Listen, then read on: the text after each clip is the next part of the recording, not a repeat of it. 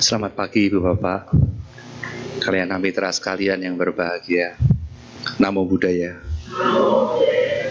Sebelum kita mulai Dhamma Desana kita, mari kita panjatkan penghormatan kepada Guru Agung kita. Namo tassa bhagavato arahato sama sambuddhassa. Baik.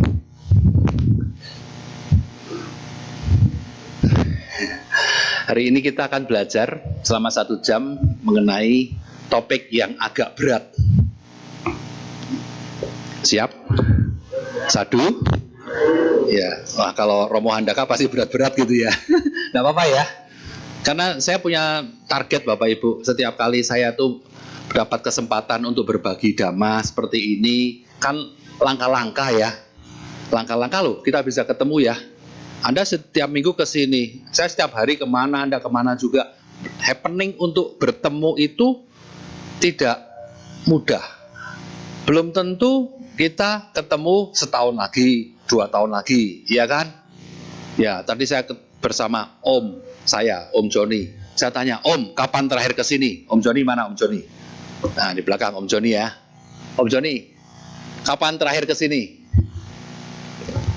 Ingat nggak kapan terakhir ke sini? 5 tahun lalu gitu ya. Waduh, long time no see, perasaan pernah kenal gitu ya. Nah ini dia, makanya kita tidak boleh, saya selalu bilang tidak boleh take for granted, menganggap semestinya, menganggap selumrahnya. Saya bisa masuk kantor tiap hari, saya ketemu anak istri setiap pagi dan malam. Pagi sore, seperti merek merek warung gitu ya, pagi sore bukan pagi malam ya.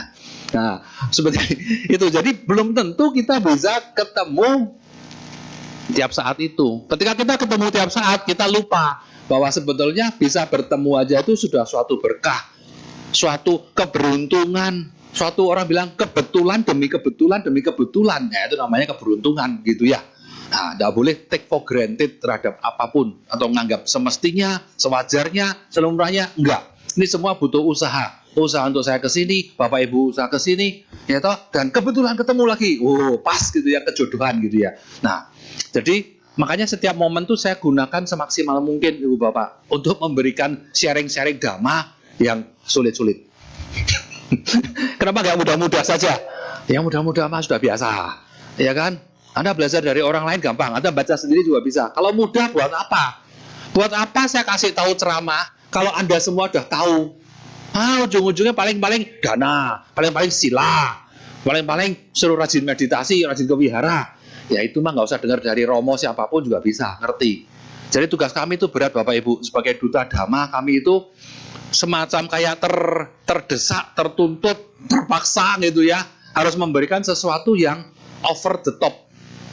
Topnya Anda kami harus lebihi lagi. Anda tahunya 70, kami harus memberikan 71 minimal. Sadu. Minimal Anda pulang dapat 1%, 1 poin, ya kan? Kalau pengetahuan saya cuma 69, lah Anda pulang tuh rugi Bapak Ibu. Nggak nambah tapi malah nombok. Ada nombok gitu ya. Nah itulah tantangan kami Bapak Ibu ya. Tiap kali saya ke sini 4 bulan, 6 bulan sekali gitu ya.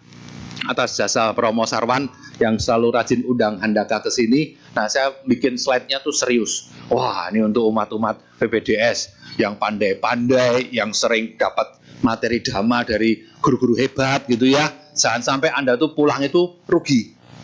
Sadu, tepuk tangan buat Anda dulu. Maaf, di sini boleh tepuk tangan nggak ya? Saya lupa nanya. Di biara ini boleh tepuk tangan kan? Nah, kadang di biara lain atau di kelenteng atau di wihara di Cetia gitu ada yang beberapa nggak boleh tepuk tangan. Jadi saya sering lancang gitu ya, aduh salah gitu ya. Lain kali Handaka nggak dipanggil lagi gara-gara nyuruh orang tepuk tangan. Padahal di zaman Buddha tuh orang tepuk tangan nggak sih Bapak Ibu? Ayo zaman Buddha nih, saya tanya beneran nih. Di zaman early ya, awal-awal Buddha hidup gitu ya, orang tuh tepuk tangan nggak? Yang bilang nggak tahu itu benar, tapi salah. Ya benar memang gue nggak tahu kan, nggak mungkin ngarang, nggak boleh ngarang. Pertanyaan bukan Bukan zaman ini loh ya, zaman Buddha dulu. Oh, nggak tahu. Tapi salahnya apa? Salah, karena menurut Tipitaka, menurut early Buddhist text, di zaman India kuno, orang juga tepuk tangan. Loh, kok Anda tepuk tangan sih? Saya cuma ngomong, bukan nyuruh tepuk tangan. Ya, nggak apa-apa lah ya. Nah, tepuk tangannya tuh sambil bilang satu kata, dua kata, satu kata dua kali. Artinya tuh bagus, bagus, bagus gitu. Apa bahasa palingnya bagus? Sadu. Sadu Bapak Ibu? Sadu, sadu. Ya, dua kali ngomongnya, bukan tiga kali. Kalau kita di Parita, di kebaktian ngomong sadu tiga kali kan? Itu karena liturgi peribadatan buatan orang Sri Lanka, ditiru orang Myanmar dan Thailand, di franchise ke Indonesia. Indonesia kan bisanya cuma nyontek gitu ya, bikin sendiri belum berani kan? Ya nggak apa-apa, daripada ngawur gitu ya. Tapi kalau mau bikin sendiri, Indonesia bisa aja dua, yaitu apa? Sadu, sadu. Kenapa? Kok ngarang? Nggak ngarang, karena di zaman Buddha semuanya dua kali sadunya, bukan tiga kali. Tiga kali itu di Parita, di ritual. Ya, tapi di zaman Buddha orang bilang sadu itu bukan ritual, karena memang memuji, menghargai. Ada ceramah bagus, ada perbuatan baik, orang melakukan dana. Wah, sadu, bante, sadu. Nah, tapi dua kali, spontan. Tengahnya ada bantenya atau romonya atau pasaka atau nama orangnya. Sadu, Ananda, sadu gitu. Ya, tapi kalau jadi liturgi peribadahan seperti ini yang harus ditata kan. Nah, pertanyaan saya, kenapa kok nggak dua kali saja? Kenapa dibuat tiga kali? Nah, penjelasannya orang India tuh sukanya angka 3. Sampai ada Tatiyampi kan? Catuyampi nggak ada. Patamayampi juga nggak ada. Patamayampi itu nggak pernah disebut, kan baru ngomong film Avatar. Ada film Avatar kan? Ada Avatar 2 kan? Pertanyaannya, ada Avatar 1 nggak? Ada Avatar 1 nggak? Halo? Nggak ada. Film paling laris di dunia itu nomor 1 sama sejarah itu adalah Avatar, tok, bukan Avatar 1. Tapi ada Avatar 2 kan? Ada Avatar 3 kan? Udah dibikin. Avatar 4, 5 katanya juga ada. Ya, tapi Terminator 2 ada kan? Harry Potter 2 ada kan? Harry Potter 1 nggak ada. Karena yang satu tuh biasa nggak pakai merek, karena kalau nggak laku franchise-nya ya nggak usah diproduksi lagi sequelnya kan. Nah, sama orang bilang itu selalu Budang Sarana Gacami gitu ya, Damang Sarana Gacami, Sanggaraya Dutiyampi, Tatiyampi begitu kan. Pertanyaan, Patamayampinya kok nggak ada? Nah, karena aslinya di zaman Buddha dulu ya tidak ada versi Dutiyampi dan Tatiyampi. Kok saya tahu? Kan saya belajar early Buddhist text. Oke? Jadi naskah Buddhis awal di zaman Buddha aslinya, originalnya, otentiknya macam mana? Nah, saya belajar. Saya terjemahkan, saya sharingkan dengan Maharaja, Maharani sekalian. Kok Maharaja, Maharani?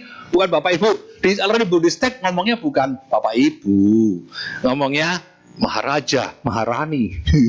Makanya kalau ziarah ke India sama Handaka, saya panggil Anda Maharaja, Maharani. Sampai sekarang kebablasan kadang-kadang.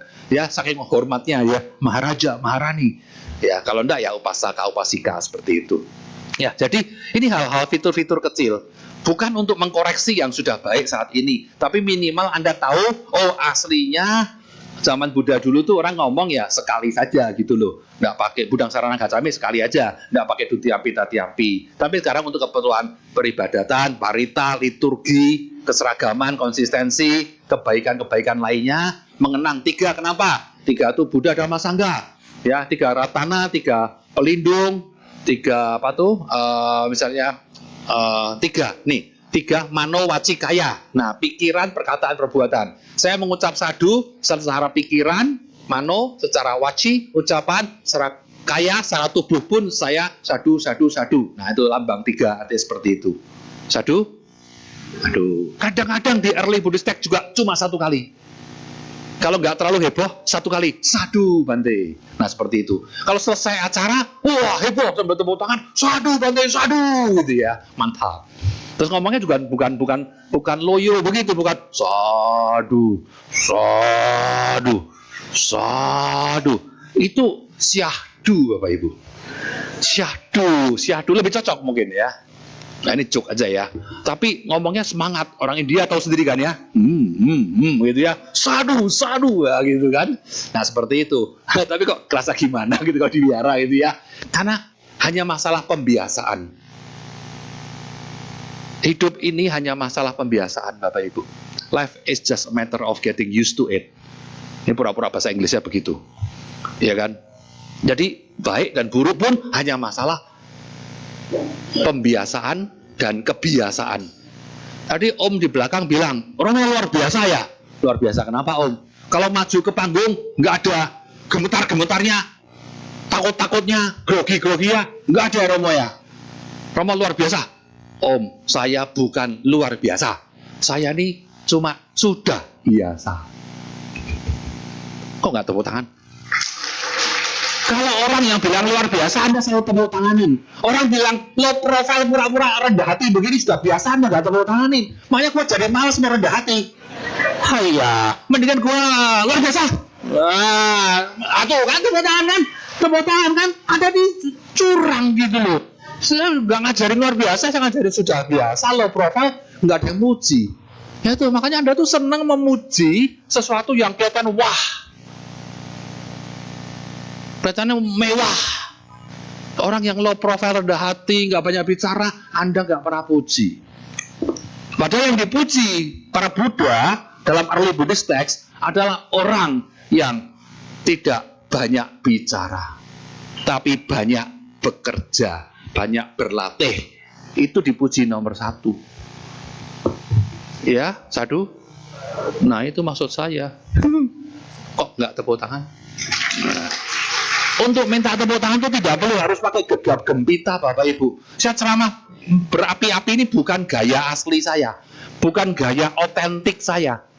Saya mah gayanya biasa aja, ya toh, biasa-biasa aja, sudah biasa. Tapi bukan gaya-gaya. Wah, saya bukan motivator Bapak Ibu.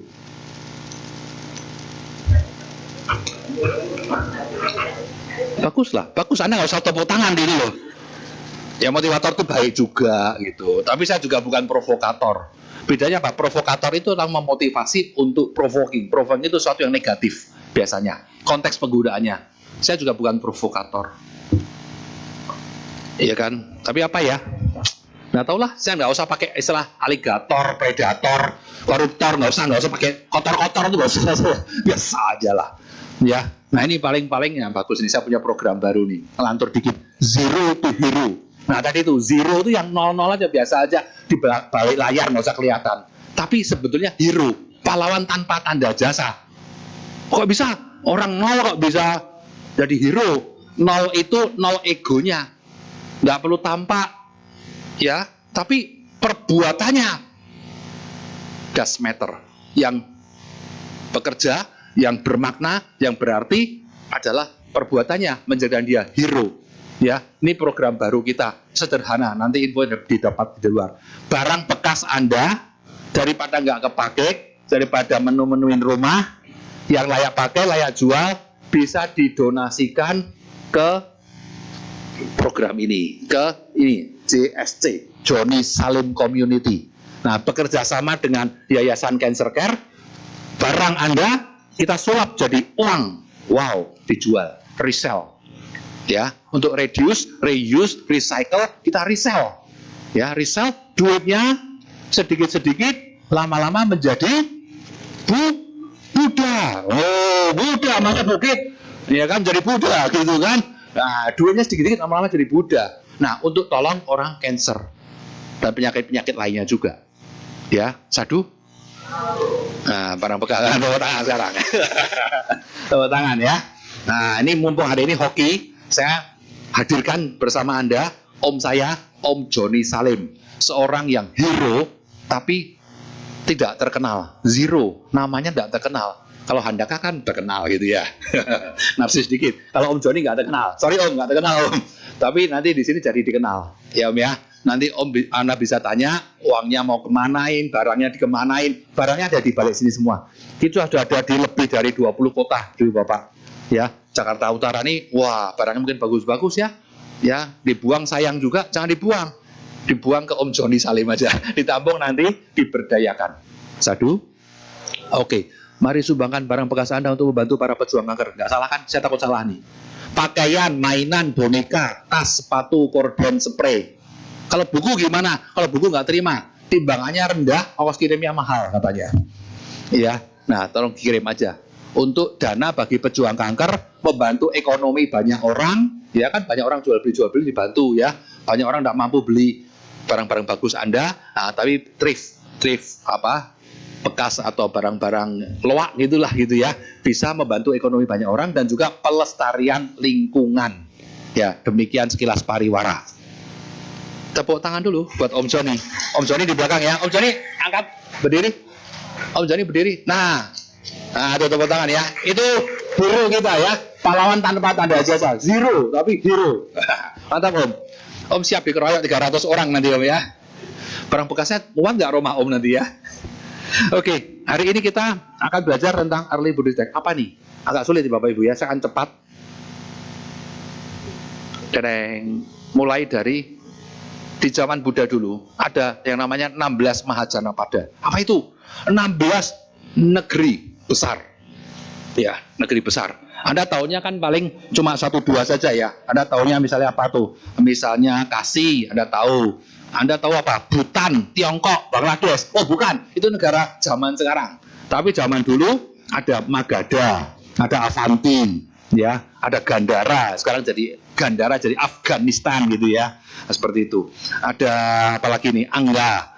Ada juga Kosala, ya. Ada Mala yang terkenal Magadha itu paling gede ya. Nah ini di zaman dulu settingannya di zaman dulu yaitu periode 600 sampai 320 sebelum Masehi.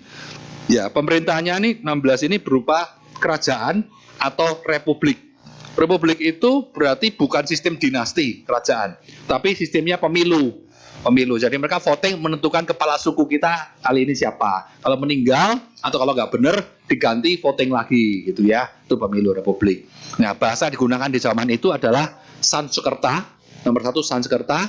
Kemudian bahasa Prakrit ya itu saudaranya Sanskerta dan juga dialek-dialek lokal, bahasa-bahasa lokal. Ya kayak di Indonesia ada bahasa Sunda, bahasa Jawa, bahasa Sasak, bahasa Bali, ya bahasa Dayak, itu ya macam-macam. Ya di Tiongkok juga seperti itu, di India juga sama seperti itu. Ya di zaman itu ada banyak agama, Bapak Ibu. Yang besar-besarnya adalah tentu dibagi dua ya, Brahmanisme atau Hinduisme atau Brahmanisme. Yang satu lagi Samanaisme. Samana itu artinya petapa. Ya kalau Brahmana itu tidak menjadi petapa. Mereka menikah, punya anak, tapi menjalankan keagamaan. Ya, seperti pendeta, seperti saya misalnya gitu. Saya ini lebih cocoknya saya bukan biku, tapi kalau di India saya namanya Brahmana. Begitu kan saya menikah dan punya anak. Ya, apa juga menjadi samana. Samana itu selibat. Seperti para biku, para pastor kalau Katolik zaman sekarang begitu ya samana. Nah, itu. Oke, kira-kira seperti itu gambaran besarnya Bapak Ibu. Ya, di zaman Buddha itu Buddha hidup di zaman ini, Mahajanapada, ada 16 negeri besar. Nah, itu lahirnya ajaran Buddha. Ya. Nah, saya ngomong hari ini adalah mengenai ajaran Buddha. Ajaran Buddha itu ada 2 periode, Bapak Ibu. Yang transmisinya atau apa ya? Penerusan, pewarisannya ada 2 periode. Satu periode lisan, jadi diomongkan lisan, MLM, mulut lewat mulut, ya. Yang setelah itu kemudian dituliskan melalui sidang sangga atau persamuan agung di Sri Lanka yang versi Theravada dituliskan pada abad 1 sebelum Masehi. Nah, sejak itu tradisinya menjadi tulisan. Kita belajar lewat tulisan-tulisan, teks ya, jadilah Tipitaka, tertulis seperti itu. Nah, ini ada istilah Sanggiti. Sanggiti itu adalah persamuan atau sidang besar. Ya, diikuti oleh anggota sangga. Nah, sidang ini gunanya untuk apa? Untuk melestarikan ajaran Buddha. Kalau nggak ada sidang-sidang ini, ajaran Buddha itu sudah punah mungkin, ambiar. Bahkan mungkin penyimpangan, distorsi, penyelewengan, penggelapan, dan macam-macam. Jadi ini penting sekali bagi semua agama. Dan kita beruntung, di agama Buddha, sidang-sidang atau kongregasi besar semacam ini salah satu yang paling rapi adalah di agama Buddha. Ya, rapi. tercatat dalam sejarah dan hasilnya sampai sekarang sudah masih lumayan sekali. Ya, ini Sanggiti, Pak namanya ya. Nah, Sanggiti atau sidang pertama itu dilakukan 3 bulan setelah Buddha parinibbana. Udah wafat, mangkat ya, 3 bulan sebelum lupa, mumpung masih anget abunya, gitu ya. Nah, dipimpin oleh Biku Mahakasapa. Ini biku yang paling mirip dengan Buddha, Mahakasapa. Kesayangan Buddha juga ya, salah satu Agasawaka, siswa agung yang unggul gitu ya. Nah, ayo, mumpung masih ingat, kumpul-kumpulin gitu, 3 bulan. Nah, itu bikin sidang itu, ya. Tapi kemudian sidang itu bukan berarti sempurna, komplit ya. Ada beberapa catatan gitu ya. Ada satu biku yang ketinggalan, 500 orang arahanta ketinggalan. Kok saya nggak diajak? Bukan nggak diajak, kamu datang terlambat gitu ya. Atau ya kan sampai sekarang enak ya manggil orang kan tinggal pakai broadcast, ya kan, pakai telepon, pakai surat, edaran. Cuma dulu kan nggak bisa begitu. Ya udah yang kumpul-kumpul, yang dengar, kamu kasih tahu kamu, temenmu lagi, awuso lainnya. Nah seperti itu. Jadi ini Bapak Ibu. Jadi ada yang ketinggalan. Nah ketinggalan ini baik atau buruk? Nggak apa-apa sih, waktu itu baik-baik saja. Mereka kan semua teman juga. Ya udah nggak apa-apa. Kan para arahanta nggak ada hard feeling, nggak ada merasa dikacangin atau dicuekin, nggak ada gitu, nggak apa-apa. Tapi ya hasil sidang seperti itu, pengetahuan saya, apa yang saya dengar, Ewang Mesutan dari Buddha begitu, ya seperti ini. Tapi nggak apa-apa, nggak apa-apa lah, sekedar perbedaan kecil aja nggak apa-apa. Ya, tapi ini perbedaan ini melebar Bapak Ibu, lama-lama melebar. Nah kemudian membuat perguruan sendiri, punya anak murid sendiri dan seterusnya, sampai di Persamuan Agung II, Persamuan Agung ketiga. Nah mulai nanti menjadi cikal bakal antara 2 aliran besar ini. Aliran besar apa? Bukan Theravada dan Mahayana, bukan. Lebih besar dari itu, yaitu esoterik dan eksoterik, ya kan? Ya kalau sekarang diwakili oleh Theravada dan Mahayana. Vajrayana termasuk di grupnya yang esoterik itu, ya, yang Mahayana, Vajrayana, Tantrayana sana. Kalau yang kita nih Hinayana dulu disebutnya, Theravada, ya. Cuma Theravada aja sih. Cuma beda-beda ordonya. Ordonya bisa beda. Di Thailand ada mungkin 5 ordo besar, di Sri Lanka ada 3 ordo besar, di Myanmar ada 9 kalau nggak salah. Ya, sub sekte, ngomongnya ordo begitulah. Ya, tapi nggak apa-apa. Ya, tapi itu kekayaan interpretasi tentang ajaran Dhamma ini. Ya, jadi 2 sekte besar itulah gampangnya ya. Sekarang ngomongnya Theravada Mahayana gitu. Nah, jadi seperti itu. Nah, bahkan mereka Mahayana juga punya sidang sendiri, sidang keempat. Saya nggak tulis di sini. Oh, tulis itu. Ya, Theravada sama Sarvastivada. Itu yang tahun 70-an Masehi. Ya, itu beda kira-kira 90 tahunan lah, yang versi Theravada dan versi Sarvastivada. Nah, di zaman Buddha dulu itu, Bapak Ibu, setelah Buddha wafat, meninggal, sampai kira-kira ditulisnya ini gitu ya, 500-400 tahun kemudian. Angkanya nggak pasti Bapak Ibu. Saya juga ragu-ragu. Bisa saja cuma 3 abad, bisa 4 abad, bisa 5 abad. Karena angka wafat Buddha, angka hidup Buddha itu tidak satu orang pun yang tahu pastinya berapa. Ada yang versi Buddha mangkat 544 tahun sebelum Masehi. Ya kan? Tahu dari mana? Waisak besok 2025 adalah berapa DE? 2569 kalau nggak salah ya. Ya kan? Itu ngitungnya bagaimana? Ya 2025 ditambah 544. Gampang toh? Tapi itu versi Indonesia. Sama dengan versi Myanmar. Sama dengan versi Sri Lanka. Tapi versi Thailand berbeda. Tambahnya 543. Nah, beda kan? Kok begitu? Tanya sama Canda Raja sana. Dari sononya memang mereka sudah menetapkan berbeda begitu. 544 dan 543 tahun kemangkatan Buddha. Tapi versi Tiongkok beda lagi. Ya, versi berdasarkan arkeologi beda lagi. Bedanya bisa 60 tahun, bahkan bisa 100 tahun, bisa lebih dari itu. Tidak satu pun isotop karbon pun tidak sedetail itu untuk melacak angka pastinya berapa. But it does not matter. Nggak masalah, ya, not a problem. Tapi kira-kira antara abad ke-4, abad ke-5, ya, seperti itu, abad ke-6 gitu. Oke, kemudian jadi karena mulai ada perbedaan-perbedaan, maka dirasa perlu ada sidang lagi untuk supaya koordinasi, sinkronisasi. Bahasa ininya synchronize ya, synchronizing gitu ya. Sinkronisasi. Kok kamu perbedaan tafsiran Vinaya kamu begini ya, menurut orang itu kok Sutta ini tafsirnya begini macam-macam ya. Mereka punya kitab-kitab tafsir sendiri atau komentari itu loh. Kata-kata itu dia itu penjelasan arti. Orang terjemahan Inggris komentari itu salah. Sebetulnya penjelasan arti ya. Tapi jadi orang sini bilang tafsir. Nah itu juga tidak sesuai agama kita. Sebenarnya penjelasan arti kata-kata ya. Oke, jadi akhirnya tujuannya untuk mensinkronisasi lagi. Nah kemudian sampai berapa tabab dituliskan ya. Yang jadi kitab suci Tipitaka versi Pali dan juga ada versi Sanskerta. Sampai sekarang itu kita lestarikan. Ya. Yang kelima dan keenam ini tidak secara global. Itu diakui cuma sekitar Asia sajalah, tapi tidak terlalu historical. Itu karena di Myanmar. Yang kelima itu ada di Mandalay, yang keenam ada di Rangoon. Nama sekarangnya Yangon. Ya, saya pernah tinggal di Yangon ini, berbisnis di sana 20 tahun Bapak Ibu. Jadi saya wirawiri ke sana, kadang-kadang saya bawa turis juga lihat ke tempat-tempat bersejarah ini. Di kaki Bukit Mandalay sama di gua buatan di Myanmar, di Yangon seperti itu. Ya, oke. Kira-kira itu. Tipitaka lahir kapan? Lahirnya bukan di India, tapi di Sri Lanka. Tipitaka Theravada. Tapi pakai bahasa Sri Lanka? Enggak, tetap pakai bahasa India kuno yang sudah direkayasa bernama Pali. Nanti saya jelaskan. Ya. Kemudian, nah kalau gitu siapa pencipta Tipitaka? Nah, penciptanya siapa ya? Copyrightnya siapa gitu ya? Nah, itu sebetulnya ya ada pemimpinnya Biku Maharakita. Bisa dibaca di kanan atas itu, Maharakita. Ya, sponsornya siapa? Sponsornya itu Raja Patagamini Abaya. Nah itu. Kalau di Sri Lanka terkenal beliau, sangat dipuja-puja. Kalau di sini ya nggak terlalu terkenal.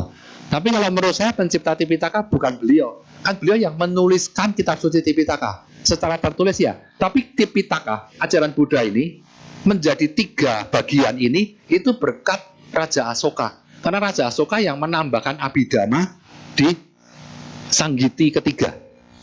Ya, tapi masih secara lisan. Dihafalkan, dilafalkan, diturunkan secara lisan. Jadi pertama kali terbagi menjadi 3 bagian. Ya, pertama kan cuma Dhamma dan Vinaya. Ya, Dhamma ini dibagi lagi menjadi Sutanta dan Abhidhamma, gitu. Ya, jadi ada 3 bagian. Tapi nggak bisa disebut 3 pitaka, karena pitaka artinya keranjang. Maksudnya apa keranjang? Basket. Keranjang itu untuk naruh daun-daun lontar buat alat tulisnya itu, tulis, kalau udah lontar, nah masukin keranjang. Jadi Tipitaka memang tidak lahir di zaman Raja Asoka, ya kan? Kan belum ada keranjangnya, belum ada tulisannya. Tapi 3 bagian gitulah ya, 3 himpunan. 3 himpunan besar itu berkat Raja Asoka. Abhidhamma lahir di situ. Oke, makin detail lagi. Nah di zaman Buddha meninggal, tadi saya mau cerita ini, Buddha meninggal, terus kira-kira sampai abad ke-5 Masehi begitu ya. Itu pernah muncul tradisi atau sekolah perguruan Buddhis awal. Total ada 18 sampai 20 ini. Yang terkenal itu Bapak Ibu mungkin pernah dengar ya.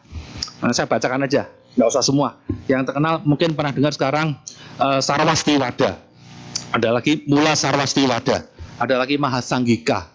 Ya, ini sekarang menjadi cikal bakal, sekarang menjadi Vajrayana, Mahayana, Theravada dan lain-lain. 18 atau 20 perguruan Buddhis awal ini sekarang semuanya sudah punah. Kecuali 1, yaitu Theravada.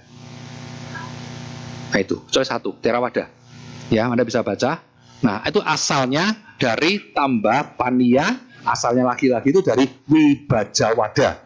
Ya, itu di zaman Raja Asoka. Jadi Raja Asoka itu sangat Theravada banget gitu ya. Jika dari zaman situ, franchise-nya kemana-mana. Jadi makanya orang-orang penganut Theravada sering sangat bangga sekali. Kami adalah aliran Buddhis yang paling tua di bumi. Ya. Saya bukan orang Theravada Bapak Ibu, tapi saya juga sangat memuja Theravada. Saya bukan orang Mahayana, tapi saya sangat mengagumi Mahayana juga. Tantrayana juga sama, semuanya saya puja-puji semuanya, saya junjung luhur semuanya Bapak Ibu. Sadu. Ya, jadi saya tidak menjelekkan atau mengunggulkan salah satu.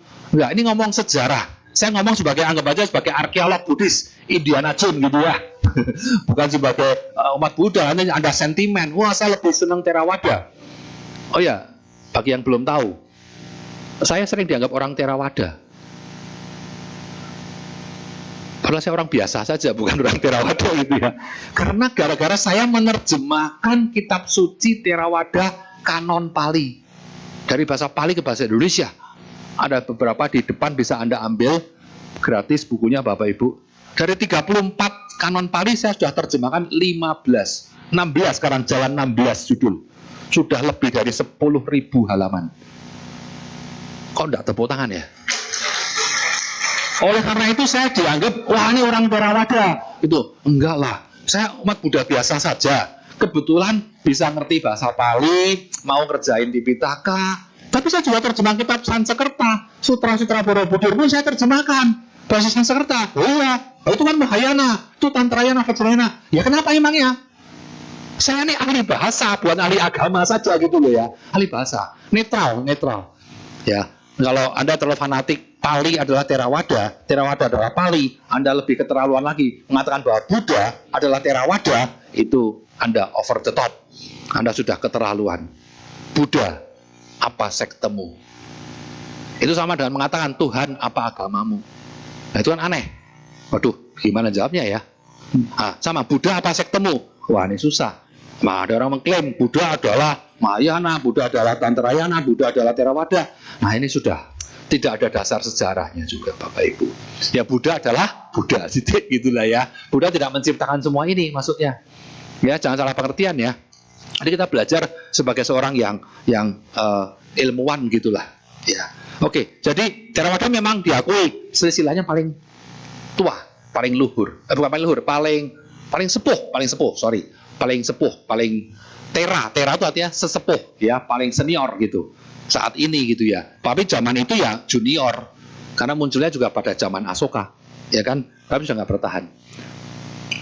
Tapi Mahayana, Theravada, Tantrayana, Vajrayana pun merujuk ke sekte-sekte itu. Sekarang ini turunan-turunan pakai kitab sucinya gitu. Nah, ini agama-agama atau sekte-sekte itu masuk ke Indonesia kapan? Anda bisa lihat di situ, ya. Jadi yang paling pertama masuk ke Indonesia, mana sih Indonesia ini? Indonesia nggak ada di sini ya?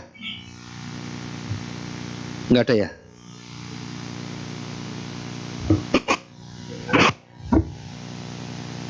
Tidak kelihatan. Oh nggak ada di sini ya? Masuk Indonesia itu awal-awalnya sih sebetulnya Mahayana.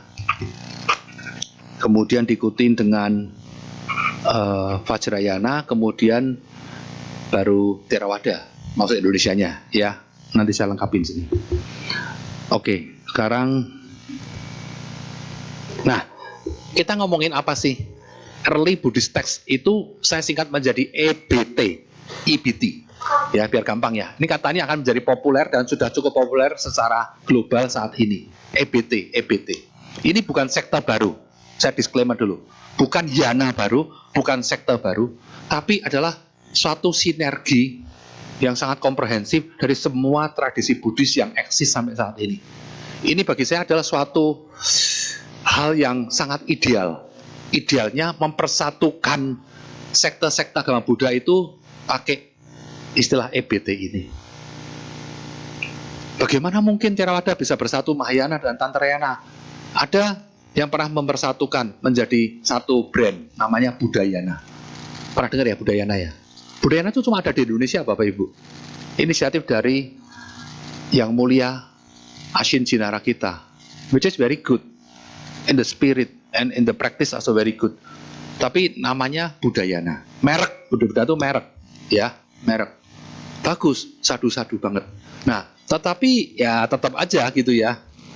Ya apa yang sudah terjadi perguruan-perguruan itu ya tetap seperti itu, seperti 3-in-1 gitu ya. Nah kalau EBT itu lebih pemersatunya itu lebih meresap karena dari kitab sucinya itu sudah bersatu, bukan organisasinya atau sanggahnya bersatu, duduk semeja makan bersama, bukan begitu. Tapi memang dari spirit awalnya secara tekstual pun sudah menyatu di situ, cuma beda bahasa. Satu bahasa Pali, satu bahasa Mandarin, satu bahasa Tibet, satu bahasa Sanskerta, atau bahasa Gandhara. Itu nyata ada kesamaan semuanya. Ada kesamaan. Nah, istilahnya kesejajaran, paralel, sejajar dalam berbagai tradisi Buddhis awal. Nah, istilahnya disebut mula dhamma. Mula itu artinya itu early, awal, atau akar. Mula, akar, awal itu sama, ya. Kemudian ciri-cirinya ya, itu terpengaruh dari agama Hindu, dari Weda, karena memang tumbuhnya itu di lingkungan kesekitaran Brahmanisme. Dan tutur katanya, gaya bahasa yang saya terjemah itu gaya bahasa lisan, tidak formal, bahasa prokem sehari-hari, lingua franca gitu, ya. Jadi bahasa sehari-hari, lu gue gitu. Kalau zaman sekarang, ya Buddha tuh kalau ngomong aku, kamu gitu biasa, ya. Ya toh, sudah makan belum? Apa kabar kamu gitu ya? Itu sehat, situ sehat, ada gitu ya. Situ tambah sakit, atau situ tambah sehat, ya ada begitu gitu. Biasa-biasa kayak orang ngomong percakapan sehari-hari. Nah, ini menggantikan tradisi lisan dari para Bhanaka. Bhanaka itu para biku-biku yang menghafal Dhamma dan Winaya, suta-suta begitu. Bhanaka. Bhanaka pertama yang tercatat dalam sejarah mula Dhamma ini adalah Ayasma Ananda dan Ayasma Upali. Ananda menghafalkan suta, Ewang Me Sutang gitu ya. Demikianlah yang saya dengar. Kalau Ayasma Upali menghafalkan Winaya, ya. Nah, seperti itu. Tradisi lisan begini berlangsung selama berapa tahun? Total 420 tahun. Ngitungnya 45 tahun di zaman Buddha hidup, 45 tahun ya mengajar, ya, Dhamma dibabarkan pertama kali ya di Isipatana, di Sarnath begitu. Kemudian 45 tahun kemudian mengajar. Nah, itu sudah mulai dihafal. Ada orang bilang hafalnya setelah Buddha meninggal. Enggak lah, hafalnya sejak Buddha hidup. Ya kan, awal udah dihafalin dari mulut ke mulut, dari mind to mind ya, mouth to mouth ya. 45 tahun ditambah 375 tahun. Setelah itu dituliskan. Nah, tradisi para Bhanaka ini setelah dituliskan orang jadi malas menghafal. Jadi terputus, nggak ada orang yang hafal Tipitaka lagi. Good or bad? Good, bad, who knows? Kata Acambra bilang gitu ya. Ayo ke guru. Ya nggak tahu juga sih. Ya nggak masalah gitu ya. Ya buat apa repot-repot ngapalin. Tapi nanti ada di Myanmar ada beberapa tradisi ya. Salah satunya itu menghafalkan Tipitaka. Jadilah para Tipitaka Dara, para Bhanaka di zaman modern. Ya, itu ada. Nah, sekarang sudah ada mungkin 14 orang yang saya biku senior gitu yang menjadi penghafal Tipitaka. Nah, tapi dimulai dengan Ayasma Ananda dan Ayasma Upali itu, ya. Nah, tujuan dari kita membuat satu movement atau pergerakan atau program EBT ini adalah untuk mengidentifikasi, mengenali dan melestarikan ajaran otentik Buddha. Emangnya ada yang tidak otentik? Nanti saya jelaskan. Oh ya, ini tradisi lisan ada ya. Nah, tradisi lisan ini sebetulnya ada orang tanya gini Bapak Ibu, ya di zaman Buddha, kalau yang kritis ya, sudah ada alat tulis belum sih? Pernah kepikir nggak? Kalau sekarang nih baru ditulisnya 4 abad, 5 abad kemudian, emangnya zaman Buddha dulu ada tulis menulis nggak? Ada pensil atau batu atau tablet atau apapun? Sebetulnya ada Bapak Ibu, karena alat-alat tulis itu ditemukan itu kira-kira bahkan 5.000 tahun sebelum Masehi sudah ada. Buddha kan baru 2.500-an, ya kan, 5.000 tahun. Ya. Oh ya, maaf Romo, kami izin menyampaikan pengumuman. Ada mobil yang perlu dipindahkan karena menghalangi jalan. VW Polo warna putih B1933 OMJ. Tolong pindahkan sekarang juga atau donasikan ke wihara. B1933. Ya, ada? Angkat tangan. Kalau nggak ada bukan orang sini berarti. Kawat. Ya kan? Oke, jadi tadi saya ngomong apa jadi lupa kalau kamu tuh.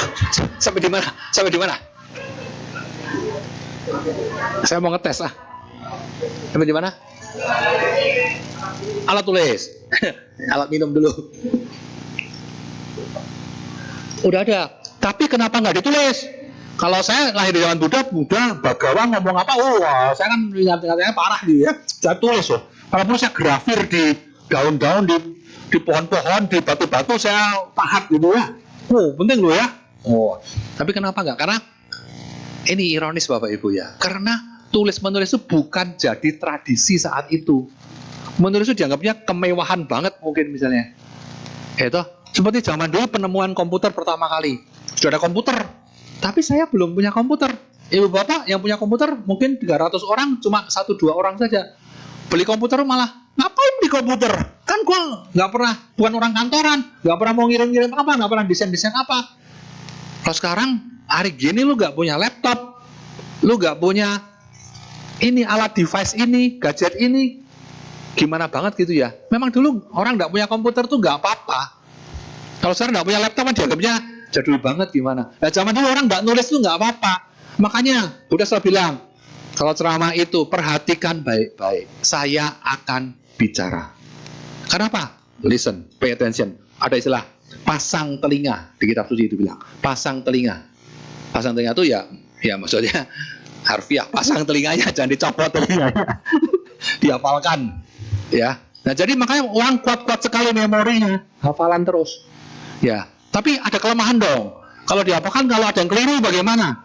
Nah, Tipitaka jangan-jangan dituliskan berdasarkan hafalan. Jangan-jangan banyak yang melenceng. Atau Buddha ngomong tapi nggak ditulis. Atau Buddha nggak ngomong tapi ditulis. Ya kan? Wah, boceng ini gitu ya. Enggak. Itu mengerikan Bapak Ibu. Seperti ini. Anda bisa menyanyikan lagu Indonesia Raya? Halo? Citizen? Warga plus 62? Saya nggak suka bilang Konoha Bapak Ibu. Saya orang-orang bilang Konoha itu saya benci langsung itu. Saya belajar untuk tidak membenci, tapi membenci orang bilang Konoha. Ini Indonesia Raya tercinta saya loh. Kok diomong Konoha kayak menghina banget gitu loh. Iya toh, jangan suka jelek-jelekin bangsa sendiri lah. Betul nggak? Nggak bagus. Jangan ditiru tuh orang-orang rendahan itu. Udah ngomongnya rendahan. Wassalah itu artinya rendahan. Orang rendahan. Ya, SDM rendah orang bilangnya. Keren tuh. Itu jangan tiru-tiru. Kalau tiru SDM tinggi boleh. Kalau tiru-tiru SDM rendah jangan. Jangan suka jelek-jelekin Konoha. Ini bagaimanapun ya tumpah darahku, tanah airku, Indonesia Raya. Ya, Indonesia Raya Bapak Ibu. Ya memang beginilah. Anda hafal semua kan? Kalau Anda nggak hafal, warga 62 nggak hafal, yang memalukan sekali gitu ya. Nah, mari kita cek. Nyanyinya lagu Indonesia Raya bareng-bareng.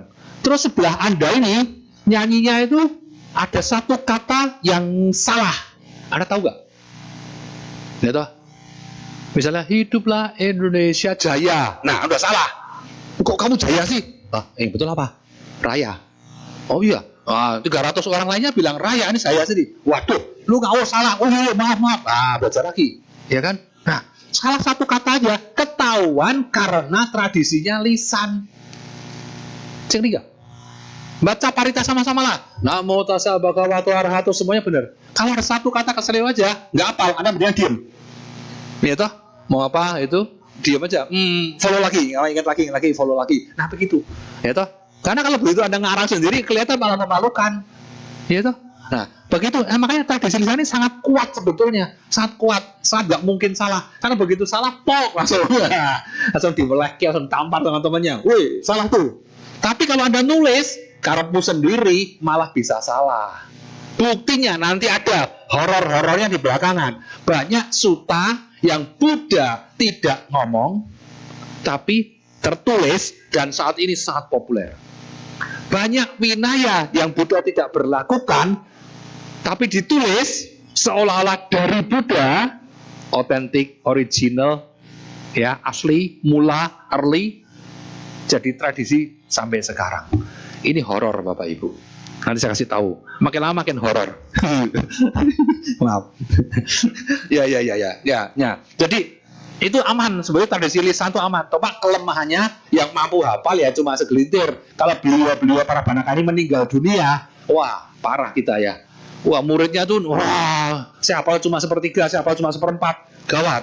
Makanya dibuat lagi sanggiti, sidang-sidang untuk saling melafalkan bareng-bareng, bikin choir kayak paduan suara PPDS ini kan, wah rutin tampil gitu ya. Nah seperti itu. Nah sayang sidang-sidang itu terjadi berabad-abad ya, frekuensinya kurang banyak. Nah kemudian tradisi lisan ya.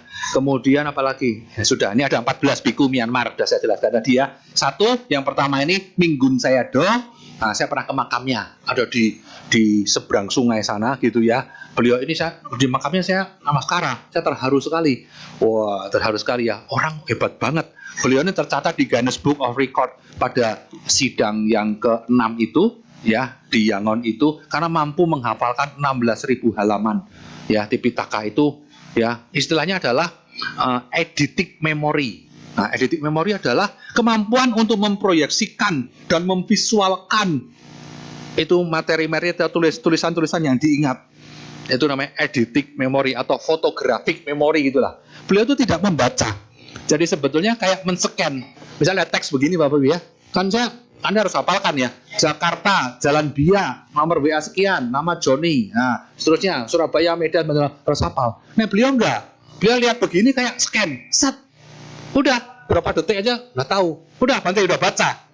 Udah scan sebetulnya. Coba dites. Bante, alamat drop point barang bekas di Medan ada di mana? Kalau kita tunggu baca dulu.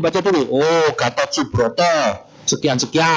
Kalau dia enggak, langsung scan seperti langsung tahu Gatot Subroto 47. Kok Bante ingat? Saya enggak ingat sih, saya cuma tadi melihat. Seperti Anda melihat kan tadi. Anda masuk sini, Anda melihat ada wihara ini gitu. Kalau saya, Bante kok ingat ada wihara ini? Saya enggak mengingat wihara ini, saya melihat wihara itu. Gitu kan? Ingat bentuknya seperti ini kan? Enggak nyasar kan? Enggak keliru kan jalannya? Itu melihat. Nah, melihat terus kemudian memanggil kembali, recall itu spontan. Nah, itu manusia-manusia ajaib begini Bapak Ibu ya. Wow, seperti tepuk tangan dulu untuk Minggun Sayadaw. Ini tradisi bagus. Ini membuktikan bahwa ada orang sering nyinyir, wah itu sesat, itu ngawur, itu halu, itu orang Buddha, mana ada orang bisa hafal suta seperti Ayasmananda, hafal Winaya, Ayasma Upali, mana ada itu, hoax aja itu, fiktif. Enggak. Ini bahkan ya, Minggun Sayadaw dan para Tipitaka Dara 14 orang ini, hafalnya itu tidak cuma suta tok, tidak cuma Winaya tok, seperti dua Ayasma utama itu. Lebih banyak dari mereka. Hafalnya termasuk Abhidhamma, termasuk Atta-kata. Kitab penjelasan arti itu hafal juga. Yang ya kira-kira 2 kali lipatnya Tipitaka itu Atta-kata. Jadi banyak banget hafal. Lebih gila lagi ya, maaf ya, saking kagumnya saya bilang gila gitu ya. Lebih lagi kalau orang ketemu Minggun Sayadaw ini, Anda jangan tanya Majjhima Nikaya itu ada di mana. Wah, itu gampang. Gitu. Pak Suta misalnya Mahaparinibbana Sutta itu 3 nikah berapa? Itu mah gampang. Saya juga hafal 16 gitu ya.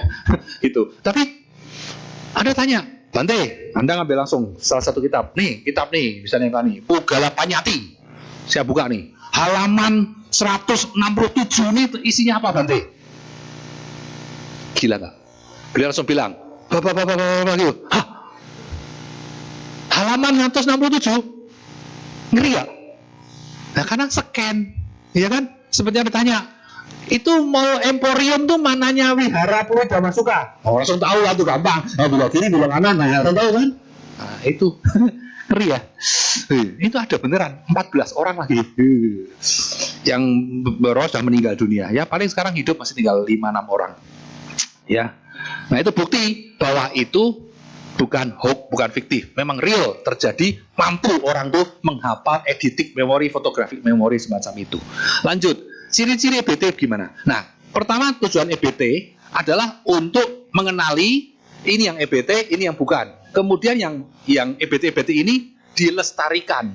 Nah, itu tujuan misi kita cuma 2, ya. Disortir, terus kemudian diawetkan. Oke? Sortir, diawetkan. Nah, pertama sortir dulu. Harus tahu ciri-cirinya. Ciri-cirinya ya, suta-suta atau sutra-sutra bahasa Pali, Sanskerta, bahasa Tibet, bahasa Tiongkok, Mandarin kuno gitu ya, atau bahasa macam-macam, bahasa Gandhara segala macam gitu.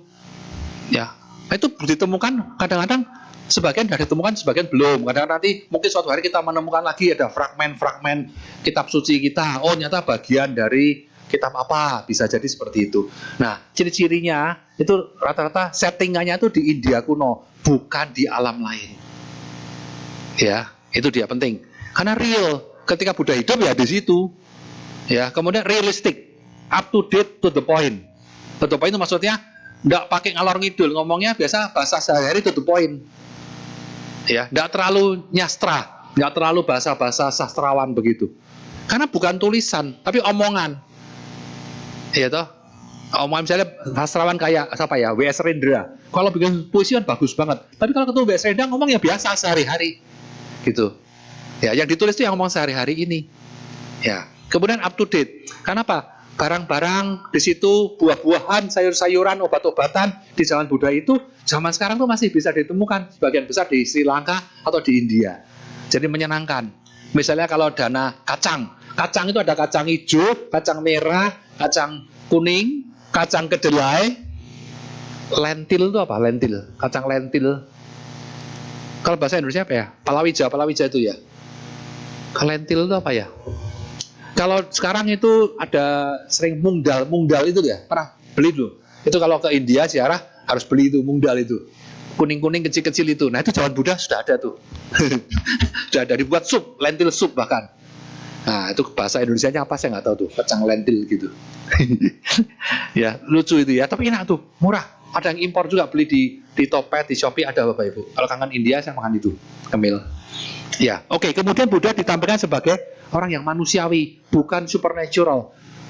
Tapi Buddha bisa terbang nggak? Oh bisa. Di early Buddhist Buddha bisa terbang, bisa melakukan mujizat macam-macam.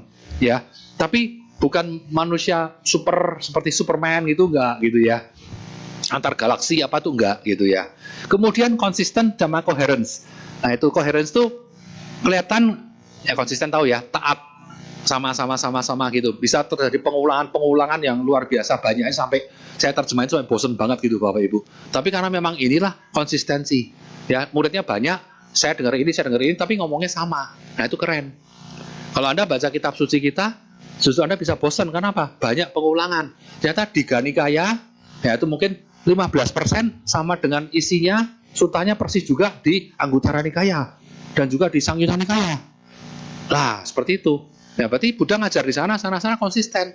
Orang dari Ananda bilang gini, dari Upali bilang apa, nah itu bisa sama juga. Nah, saya malah bangga. Oh, jadi bante-bante ini zaman dulu tuh dengernya sama, ya itu sumber yang sama, koheren sumbernya sama, dengernya sama, apalnya sama, sampai sekarang diawetkan, gua dengernya masih sama. Memang membosankan, oh ya. Buddha ngomong definisi tentang jana itu bisa mungkin 100 kali Bapak Ibu. Kalau penerjemah gampang, tinggal kopas sama-sama gitu ya. Bosan, oh iya, bosan. Tapi kalau beda, malah saya bingung. Wah, kok beda nih? Jangan-jangan, halo, nah gitu kan ya. Jangan-jangan ini bukan otentik, bukan early, bukan asli, bukan mula.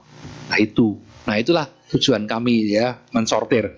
Fokus pada Dhamma bukan riwayat Buddha. Karena dalam early Buddhist text itu, EBT, riwayat Buddha itu tidak disusun secara kronologis. Contoh, Lalitawistara Sutra yang digunakan untuk membangun Mahareli Borobudur lantai 1 ya. Riwayat Buddha menurut Sanskrit teks Lalitawistara itu bukan early Buddhist text karena jelas-jelas lahirnya pada abad kedua setelah Masehi di luar Sanggiti itu, bukan berdasarkan kesepakatan sidang sangga itu, tapi penulisnya satu orang saja, kadang tidak dikenal, kadang dikenal, tapi satu orang saja membuat karya prosa Lalitawistara Sutra. Ya.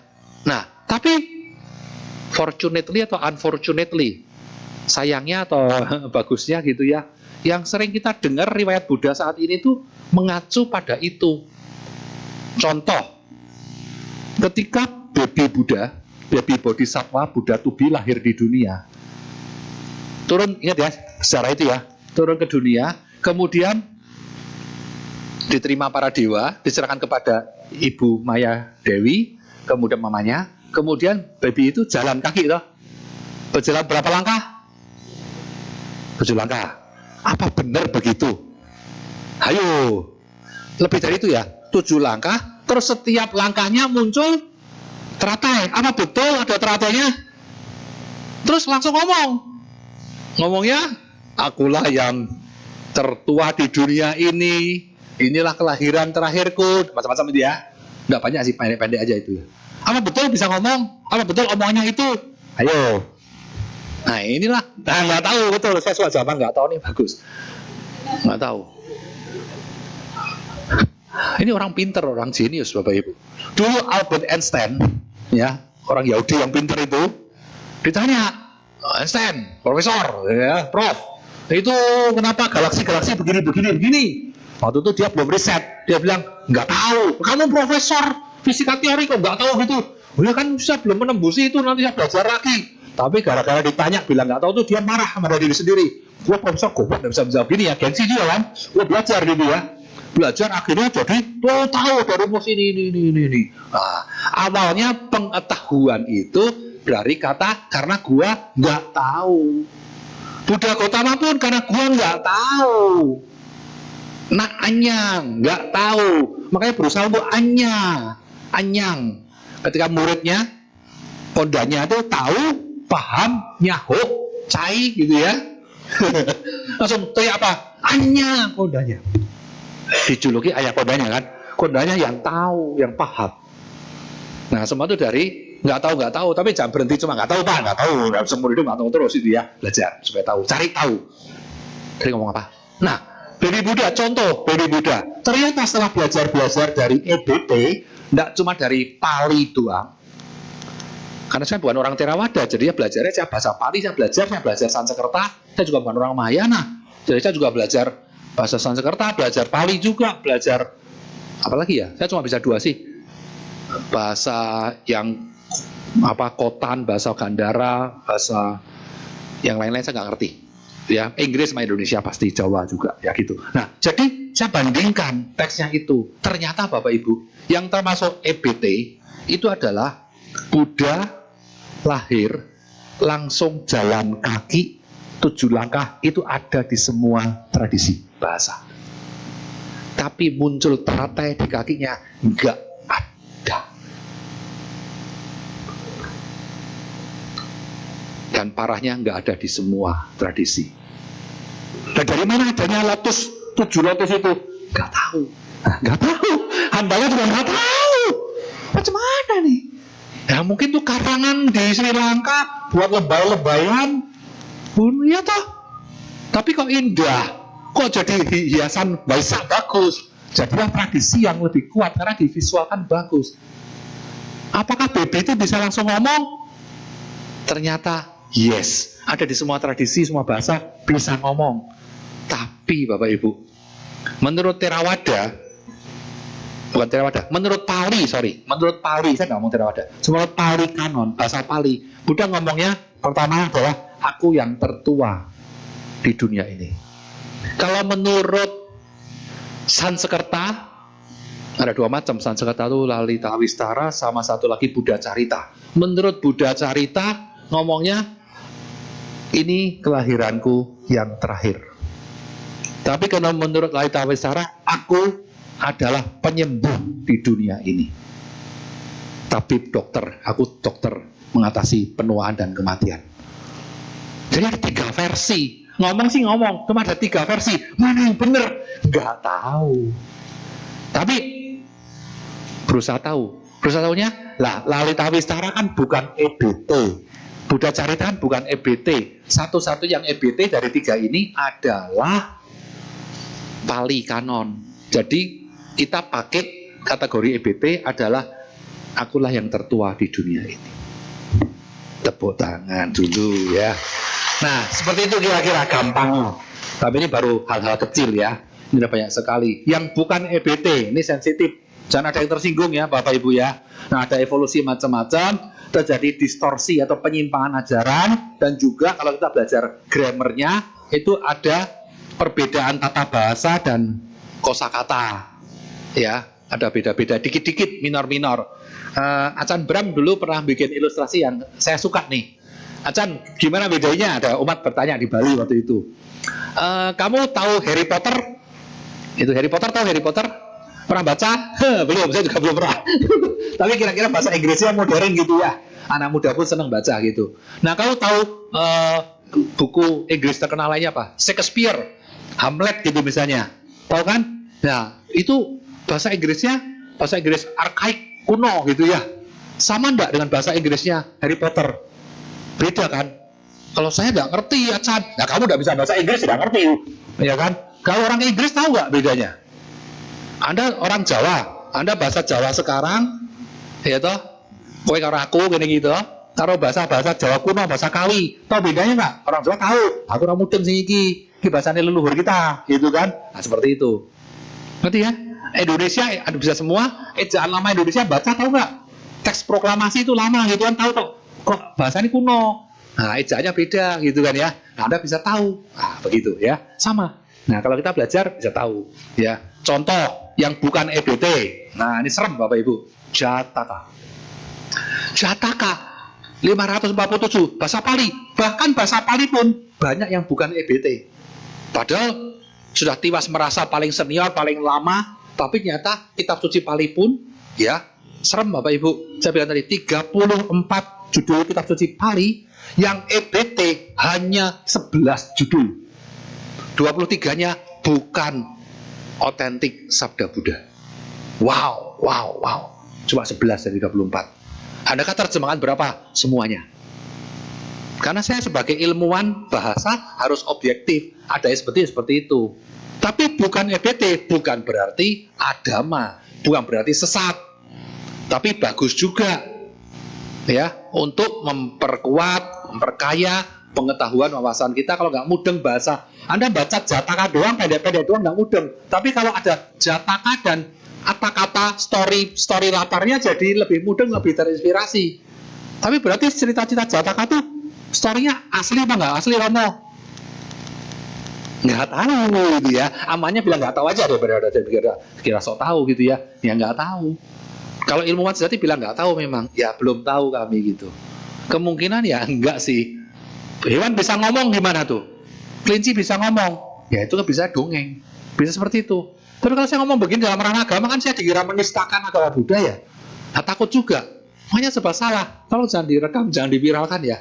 Saya ngomong sebagai ilmuwan gitu ya. Saya nggak tahu, bukan saya bilang tahu pasti fiktif, enggak. Saya nggak tahu, belum tahu. Nanti saya cari tahu lagi ya Bapak Ibu ya. Anda kan percaya nggak Buddha hewan bisa ngomong? Saya pribadi kalau ditanya hewan di Jataka bisa ngomong, percaya nggak? Nggak percaya. Nah untungnya ada EBT yang bilang, oh ini mungkin belum tahu, yang ini sudah pasti omongan Buddha, yang ini pasti bukan omongan Buddha. Nah seperti itu. Nah kategori hewan bisa ngomong itu bukan di omongan Buddha, bukan di EBT. Nah seperti itu hipotesisnya gitu. Tapi kan boleh kan kita pribadi percaya apa nggak percaya terhadap agama kita sendiri, boleh. Inilah semangat ajaran Buddha. Kalau agama lain nggak tahu saya ya, bisa aja kita jadi salah. Tapi kalau agama Buddha boleh loh kita tuh. Saya umat Buddha, tapi saya nggak mau percaya sama Punabawa, konsep kelahiran ulang, reborn, saya nggak percaya. Boleh itu silakan. Saya nggak percaya karma, ya asasi kamu itu salah kamu lah gitu. Ya kan, boleh-boleh aja mempertanyakan Buddha, keren ya. Nah contoh Jataka itu story-storynya itu bukan EBT, tapi kalau bait-bait kesimpulan pesan moralnya itu EBT. Dhammapada Bapak Ibu, Dhammapada, cerita Dhammapada yang tebal itu yang saya terjemahkan juga itu bukan EBT. Tapi kalau bait-bait pendeknya itu yang 4 kalimat itu EBT. Jadi nyampur. Cerita latarnya itu bukan EBT. Oke. Lebih parah lagi nih ya. Nah, tuh. Petawatu, Wimanawatu, Cita Hantu, Cita Wisma, Carya Pitaka, Buddha Wangsa, itu riwayat Buddha tadi ya. Carya Pitaka juga riwayat Bodhisattva, itu bukan EBT. Itu buatan Sri Lanka, buatan Myanmar, buatan India juga belakangan. Abhidhamma juga bukan EBT Bapak Ibu. Halo, Abhidhamma bukan EBT. Jangan ada yang tersinggung ya. Itu jelas-jelas secara, jangankan sejarah bahasa, jangankan secara grammar, secara sejarah Asoka Raja, sejarah Sri Lanka pun tahu Abhidhamma itu bukan early Buddhist text, bukan otentik sabda langsung dari mulut Buddha. Jangan ada yang tersinggung ya, sekali lagi saya bilang. Saya tidak merendahkan ajaran apapun, ini juga kitab suci kita. Tetapi belajar Abhidhamma perlu apa? Nggak perlu, Romo. Menurut saya, kalau Anda punya waktu, kalau Anda punya minat, belajarlah Abhidhamma. Bermanfaat apa enggak? Oh ya bermanfaat.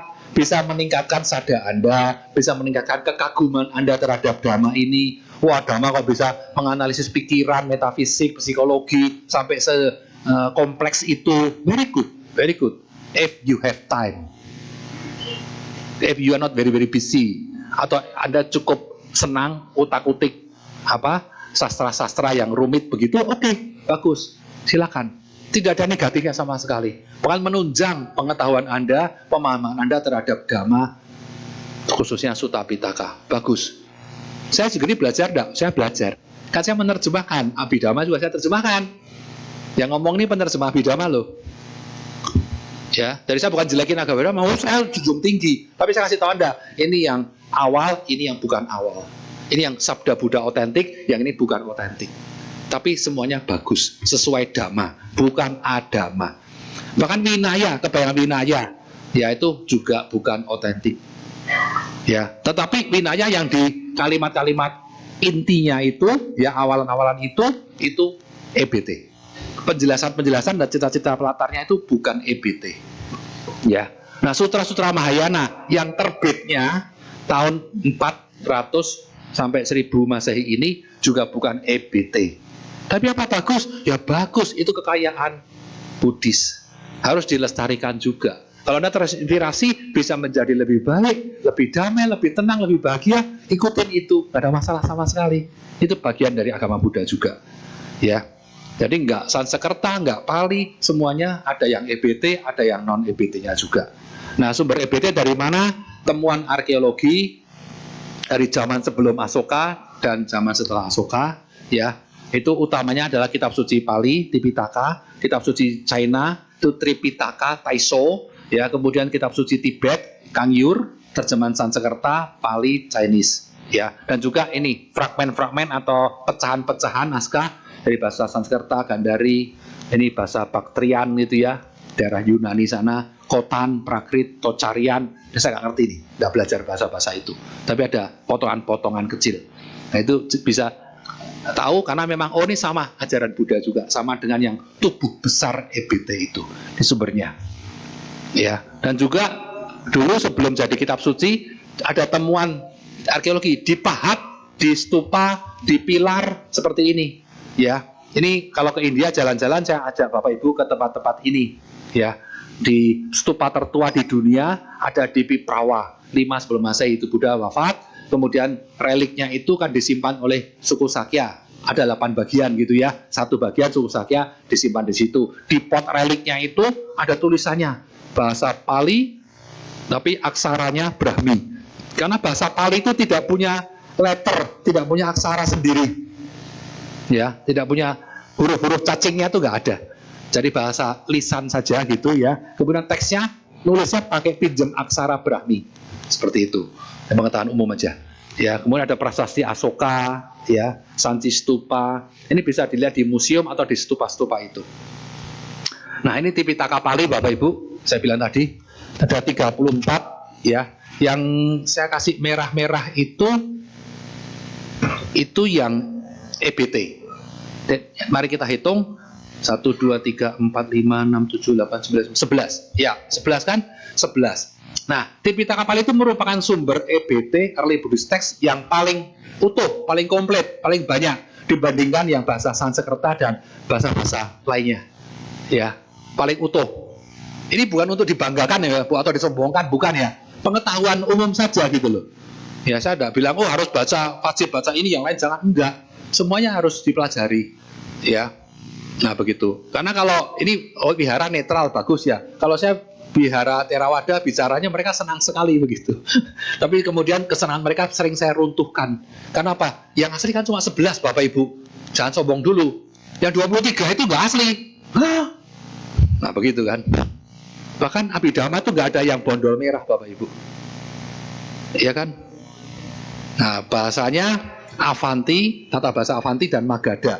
Tidak ada pengaruh bahasa Sri Lanka, Sinhala dan Dravidian. Itu bahasa Sinhala itu bahasa Sri Lanka, Dravidian itu India Selatan begitu. Dan baru dituliskan di Sanggiti keempat di Sri Lanka. Jadi artinya orang Sri Lanka tuh menghafal, mengcopy paste betul-betul yang dari ajaran awal Buddha itu, bukan pakai bahasa Singgala. Ya. Nah, seperti itu. Kemudian apa lagi? Nah, bahasa Pali itu bahasa apa? Bahasa Pali. Pali artinya adalah naskah. Pali arti lainnya adalah baris. Ya, line atau teks begitu artinya. Ya, jadi itu Pali. Jadi Pali basa itu bahasa naskah. Kenapa disebut Pali basa? Karena bahasa Pali ini hanya naskah saja, tidak ada bahasa Pali sehari-hari, nggak ada. Kok nggak ada? Nah, Buddha ngomong pakai bahasa apa? Buddha tidak bicara pakai bahasa Pali. What? Jangan tersinggung lagi ya. Buddha jelas ngomong pakai bahasa Sanskerta, itu udah pasti, karena itu bahasa Mandarinnya, bahasa Indonesia Rayanya. Oke? Tapi bahasa Buddha juga ngomong pakai bahasa Magadha. Magadhi ngomongnya. Magadha itu kerajaannya bahasanya Magadhi atau Magahi, begitu. Karena beliau tinggalnya di kerajaan besar itu, 16 itu. Buddha juga ngomong di Vinaya, aku bicara multilingual. Bahasa mereka aku tahu semuanya. Bahasa hewan pun Buddha bisa tahu. Bahasa dewa dewi, Brahma, bahasa makhluk-makhluk alam lain juga Buddha tahu. Genius. Nah, bahasa India, Sanskerta udah pasti bahasa nasional, ya. Bahasa Magadhi, kemudian bahasa misalnya Kosala pasti bisa bicara juga. Bahasa Avanti juga pasti bisa. Dialek-dialek lokal lah, kayak kita bisa bahasa Sunda dikit-dikit, bahasa Jawa banyak-banyak, bahasa Indonesia banyak sekali. Seperti itu kira-kira. Paham ya? Nah, Buddha apalagi pinter gitu ya. Mantap. Nah, ini kira-kira bahasa Pali ada di mana? Bahasa Pali itu ada di turunannya bahasa Magahi atau Magadhi, sebelah kanan itu loh. Ya, itu turunan dari Magadhi, jadinya Pali. Karena Magadhi yang ditulis namanya bahasa tulisan, bahasa Pali. Nah, Pali bahasa itu bahasa tulisan. Tapi apa 100% persis dengan Magadhi? Enggak.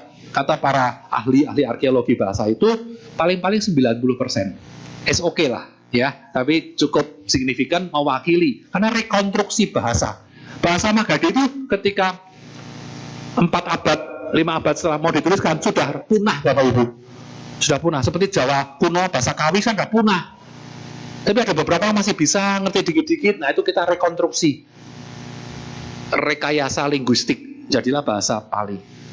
Oke. Nah, gaya tuturan bahasa Tipitaka ada istilah itu Sutta, Geya, Gata, Udana, Itiwutaka, Jataka. Itu sebetulnya gaya bahasa. Gaya bahasa. Sutta itu pembabaran, Geya itu sajak. Jadi Udana itu seruan sambil berteriak-teriak kalau ngomong. Ya, ada juga Jataka, kisah kelahiran macam-macam. Ada 9. Nah, Tripitaka Taiso, kitab suci klasik, China klasik itu ya. Terjemahan termula itu abad kedua dan kebanyakan diterjemahan tahun 400, abad kelima lah gitu. Dan banyak belum diterjemahkan ke bahasa Inggris. Nah, ini tugas kalau mau terjemah bahasa Inggris atau bahasa Indonesia masih banyak yang bisa dikerjakan di sini. Nah, yang hampir mirip paralel dengan kanon Pali, kitab suci Pali adalah 4 sutra utama itu, misalnya Nikaya utama itu ada 4 agama. Agama bahasa Sanskerta artinya sama dengan Nikaya, artinya kumpulan atau himpunan. Seperti Majjhima Nikaya itu paralel dengan Madhyama agama. Ya, Ekotara agama itu sama dengan Anggutara Nikaya. Seperti itu, ya. Dirga agama sama dengan Dika Nikaya. Nah, seperti itu, ya. Oke. Kemudian, nah ini kalau mau contoh-contoh studi paralel itu ada beberapa bahasa, gitu ya. Bahasa Gandhari, Pali, Patna, Udana Warga. Ini ngomong Dhammapada 1. Dhammapada 1 aja ada banyak versi, ada 6 versi saya tampilkan di situ. Artinya semua sama Bapak Ibu. Saya bangga, saya senang. Lihat ini kan apa? Oh, banyak rumpun bahasa India kuno, 6 macam yang kita ketemu, tapi semuanya ngomongnya persis sama. Wow, wonderful, bisa sangat konsisten, sangat koheren gitu ya. Nah, saya terjemahkan itu, sangat terkenal ya.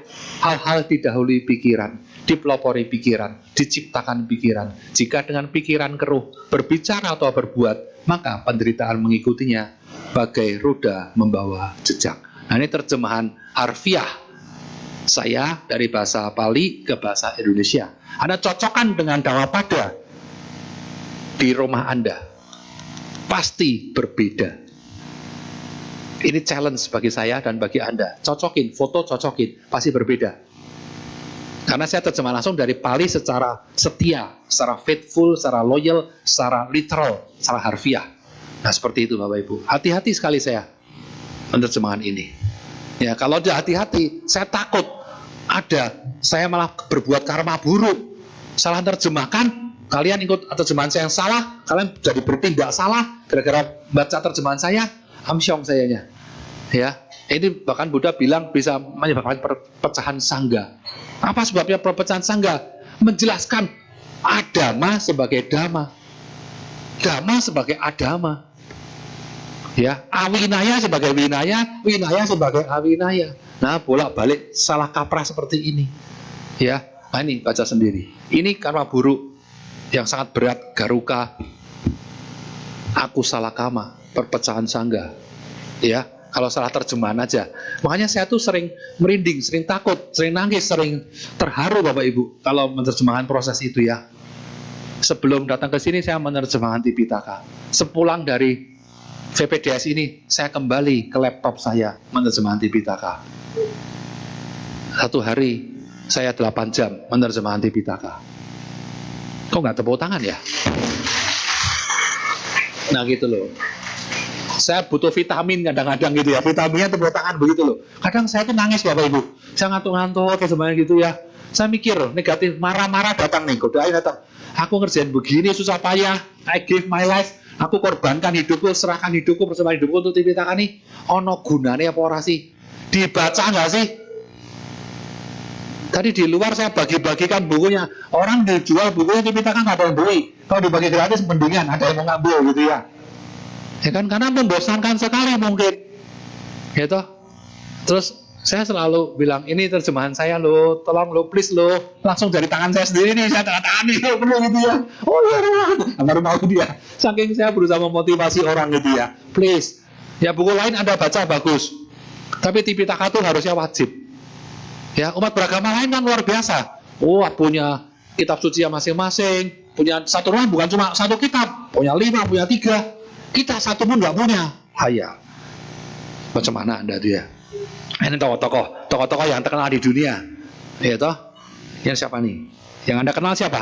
Nah, ini saya menunjukkan bahwa tokoh ini bisa upasaka seperti Robert Cesar Silder, seperti Dharmapala, Anagarika itu ya, seperti Rhys Davies, bisa juga para biku, para samana, bisa juga sudah meninggal, bisa juga masih hidup saat ini. Nah, bisa juga kita nggak kenal, bisa kita kenal.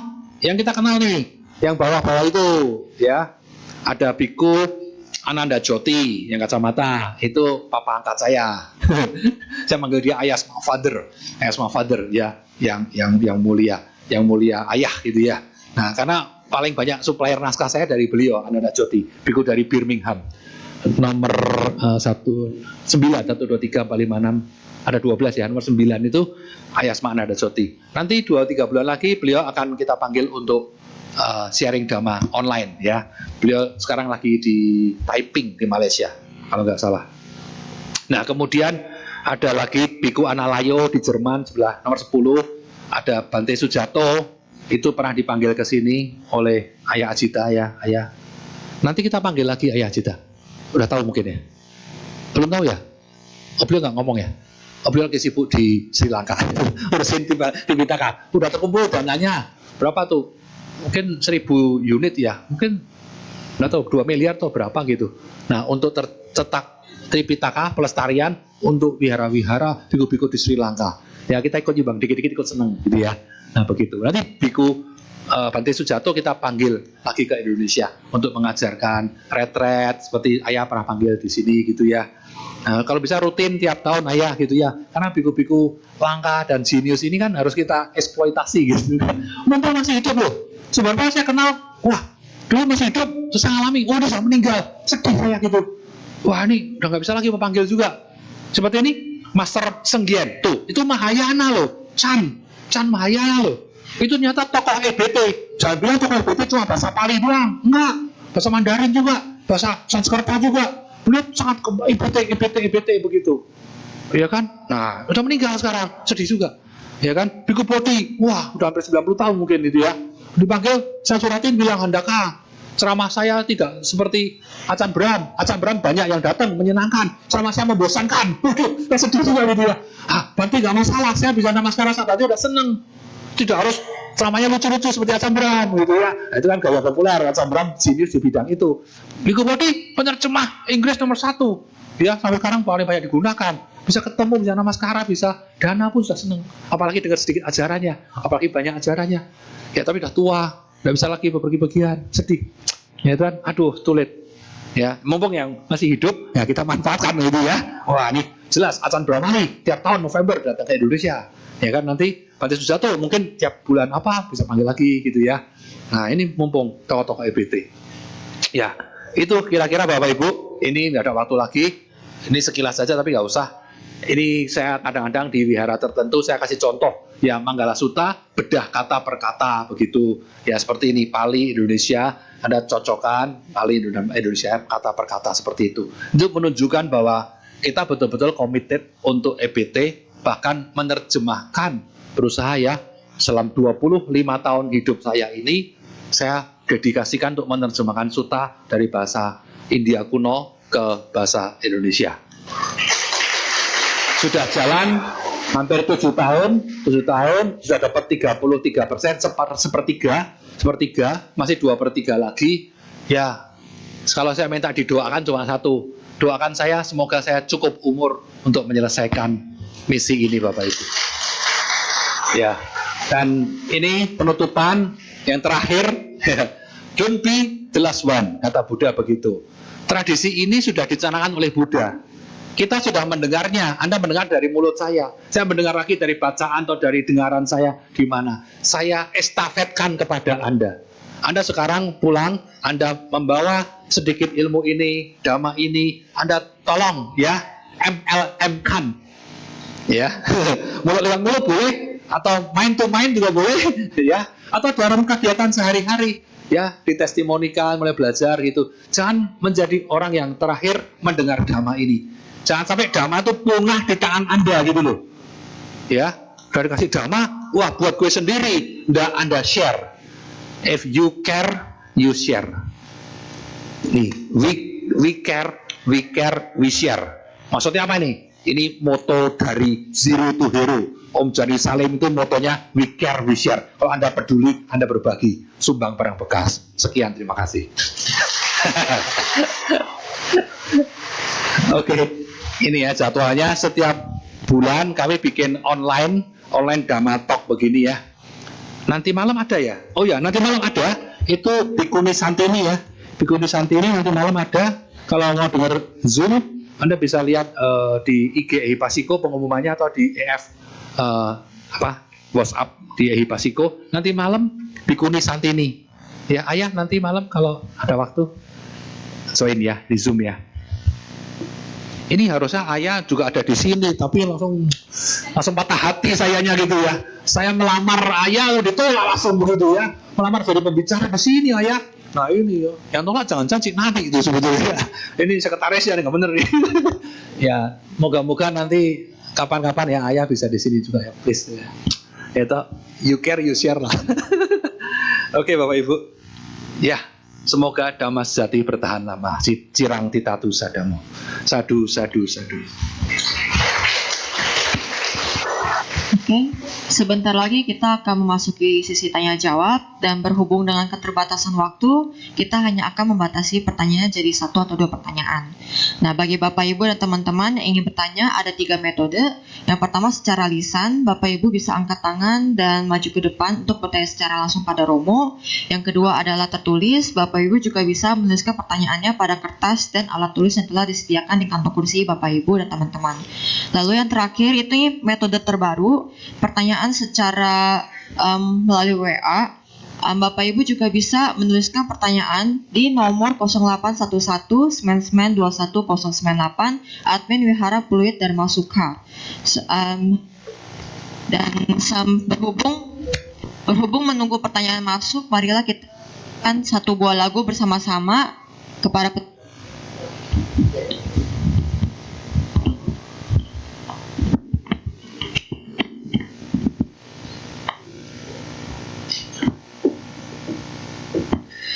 Bapak Ibu Saudara-saudari Dharma, marilah kita buka buku tuntunan kebaktian kita. Kita buka halaman 119, kita nyanyikan bersama lagu yang berjudul I.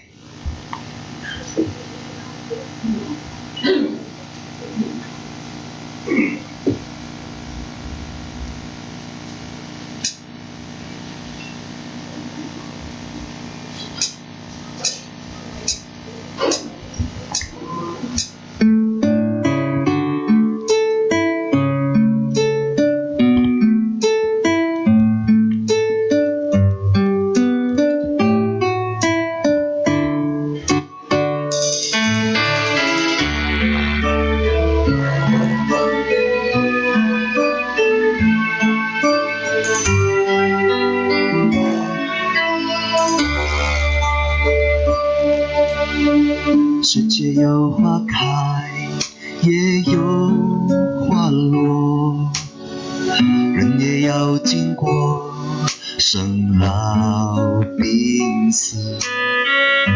虽然是一种苦，但也是修的机会。只要心中有爱，已无所谓。爱永远能化解我们心里的苦，让我们能更体谅别人。用我们心中的爱照耀这世界，让人生充满了爱去过生活。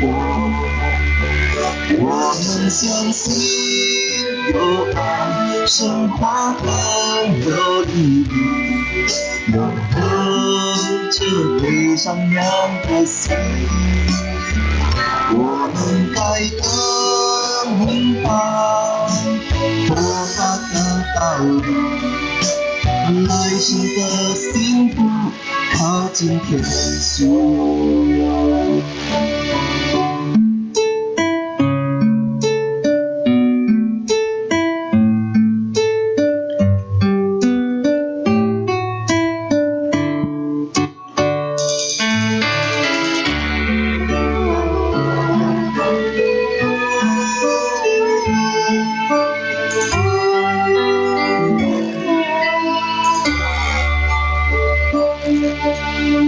世界有花开，也有花落，人也要经过生老病死。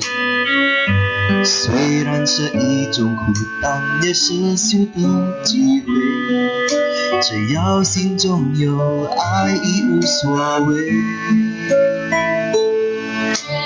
爱永远能化解我们心里的苦，让我们能更体谅别人。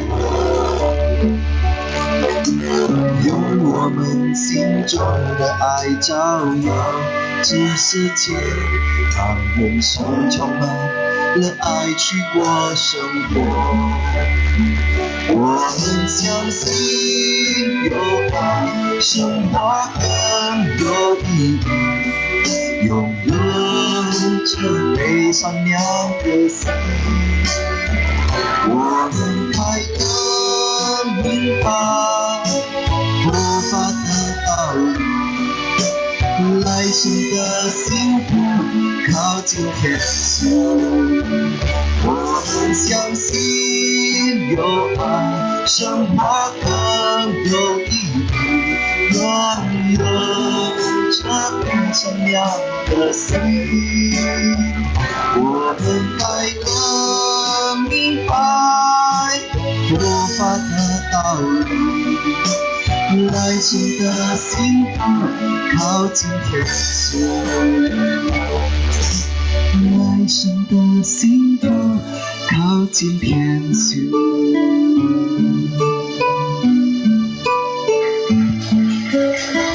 我们发现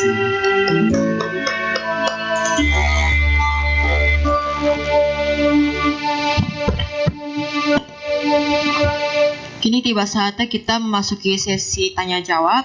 Apakah ada Bapak Ibu yang ingin bertanya secara lisan? Silakan angkat tangannya. Oke, tidak ada secara lisan. Kita beralih ke sesi pertanyaan WA. Selamat siang, Namo Buddhaya Romo. Apakah Abhidhamma itu sama dengan sih? Apakah Abhidhamma sama dengan filsafat? Ya bisa sama, bisa enggak. Sebetulnya semuanya ajaran Buddha juga bisa disamakan dengan filsafat.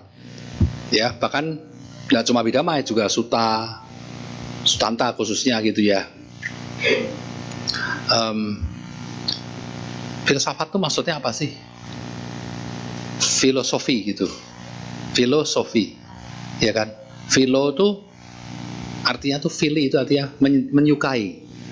Sofi itu artinya mungkin kebijaksanaan atau pengetahuan gitu ya. Jadi menyukai pengetahuan itu kata dasarnya filosofi gitu ya. Menyukai kebijaksanaan. Sehingga filsafat atau filosofi itu adalah ilmu yang menyukai kebijaksanaan atau pengetahuan. Yang bikin pinter lah secara general seperti itu. Ya tentu segala sesuatu itu filsafat. Segala sesuatu yang bikin pinter, apapun itu. Ya kan? Jadi apakah semua kitab suci di dunia itu saya rasa juga termasuk bisa dikategorikan filsafat, bikin orang jadi pintar, jadi bijaksana, begitu kan? Nah, apakah Abhidhamma secara spesifik filsafat? Oh yes, of course gitu ya. Ya, nggak cuma Abhidhamma, Sutanta juga seperti itu. Kira-kira demikian ya. Ada lagi? Pertanyaan berikutnya, nama budaya Romo, saya mau bertanya, kenapa doa saya belum dikabulkan? Gimana caranya doa yang baik agar doa saya bisa dikabulkan? Terima kasih Romo. Doa. Kenapa doa saya belum dikabulkan? Ini pertanyaan gampang seperti ini. Aduh, nggak ada yang lebih sulit ya? Doa belum dikabulkan. Artinya Anda doanya kurang sering, kurang lama. Kok bisa? Nah, gini loh. Kalau Anda doanya baru sehari sekali, atau sehari 5 kali, atau 7 kali sehari, baru selama setahun, belum terkabul juga, Anda tambah lagi dosisnya, tambah lagi 2 tahun, 3 tahun, suatu hari pasti terkabul. Kalau sampai akhir hayat kita, sampai mati gitu ya, belum terkabul juga, bagaimana? Nanti kan Anda bisa tanya langsung, kalau Anda mati ketemu Tuhan, misalnya ketemu Dewa, atau ketemu Buddha, misalnya begitu ya, yang percaya gitu ya, Anda tanya langsung, kenapa gitu loh. Nah, zaman terbaik ada setelah ketemu setelah mati nanti. Tapi itu satu ini guyon ya, nggak seperti itu. Jadi sebetulnya susah ya. Kalau agama Buddha, saya jawab secara agama aja ya. Secara agama tuh begini loh.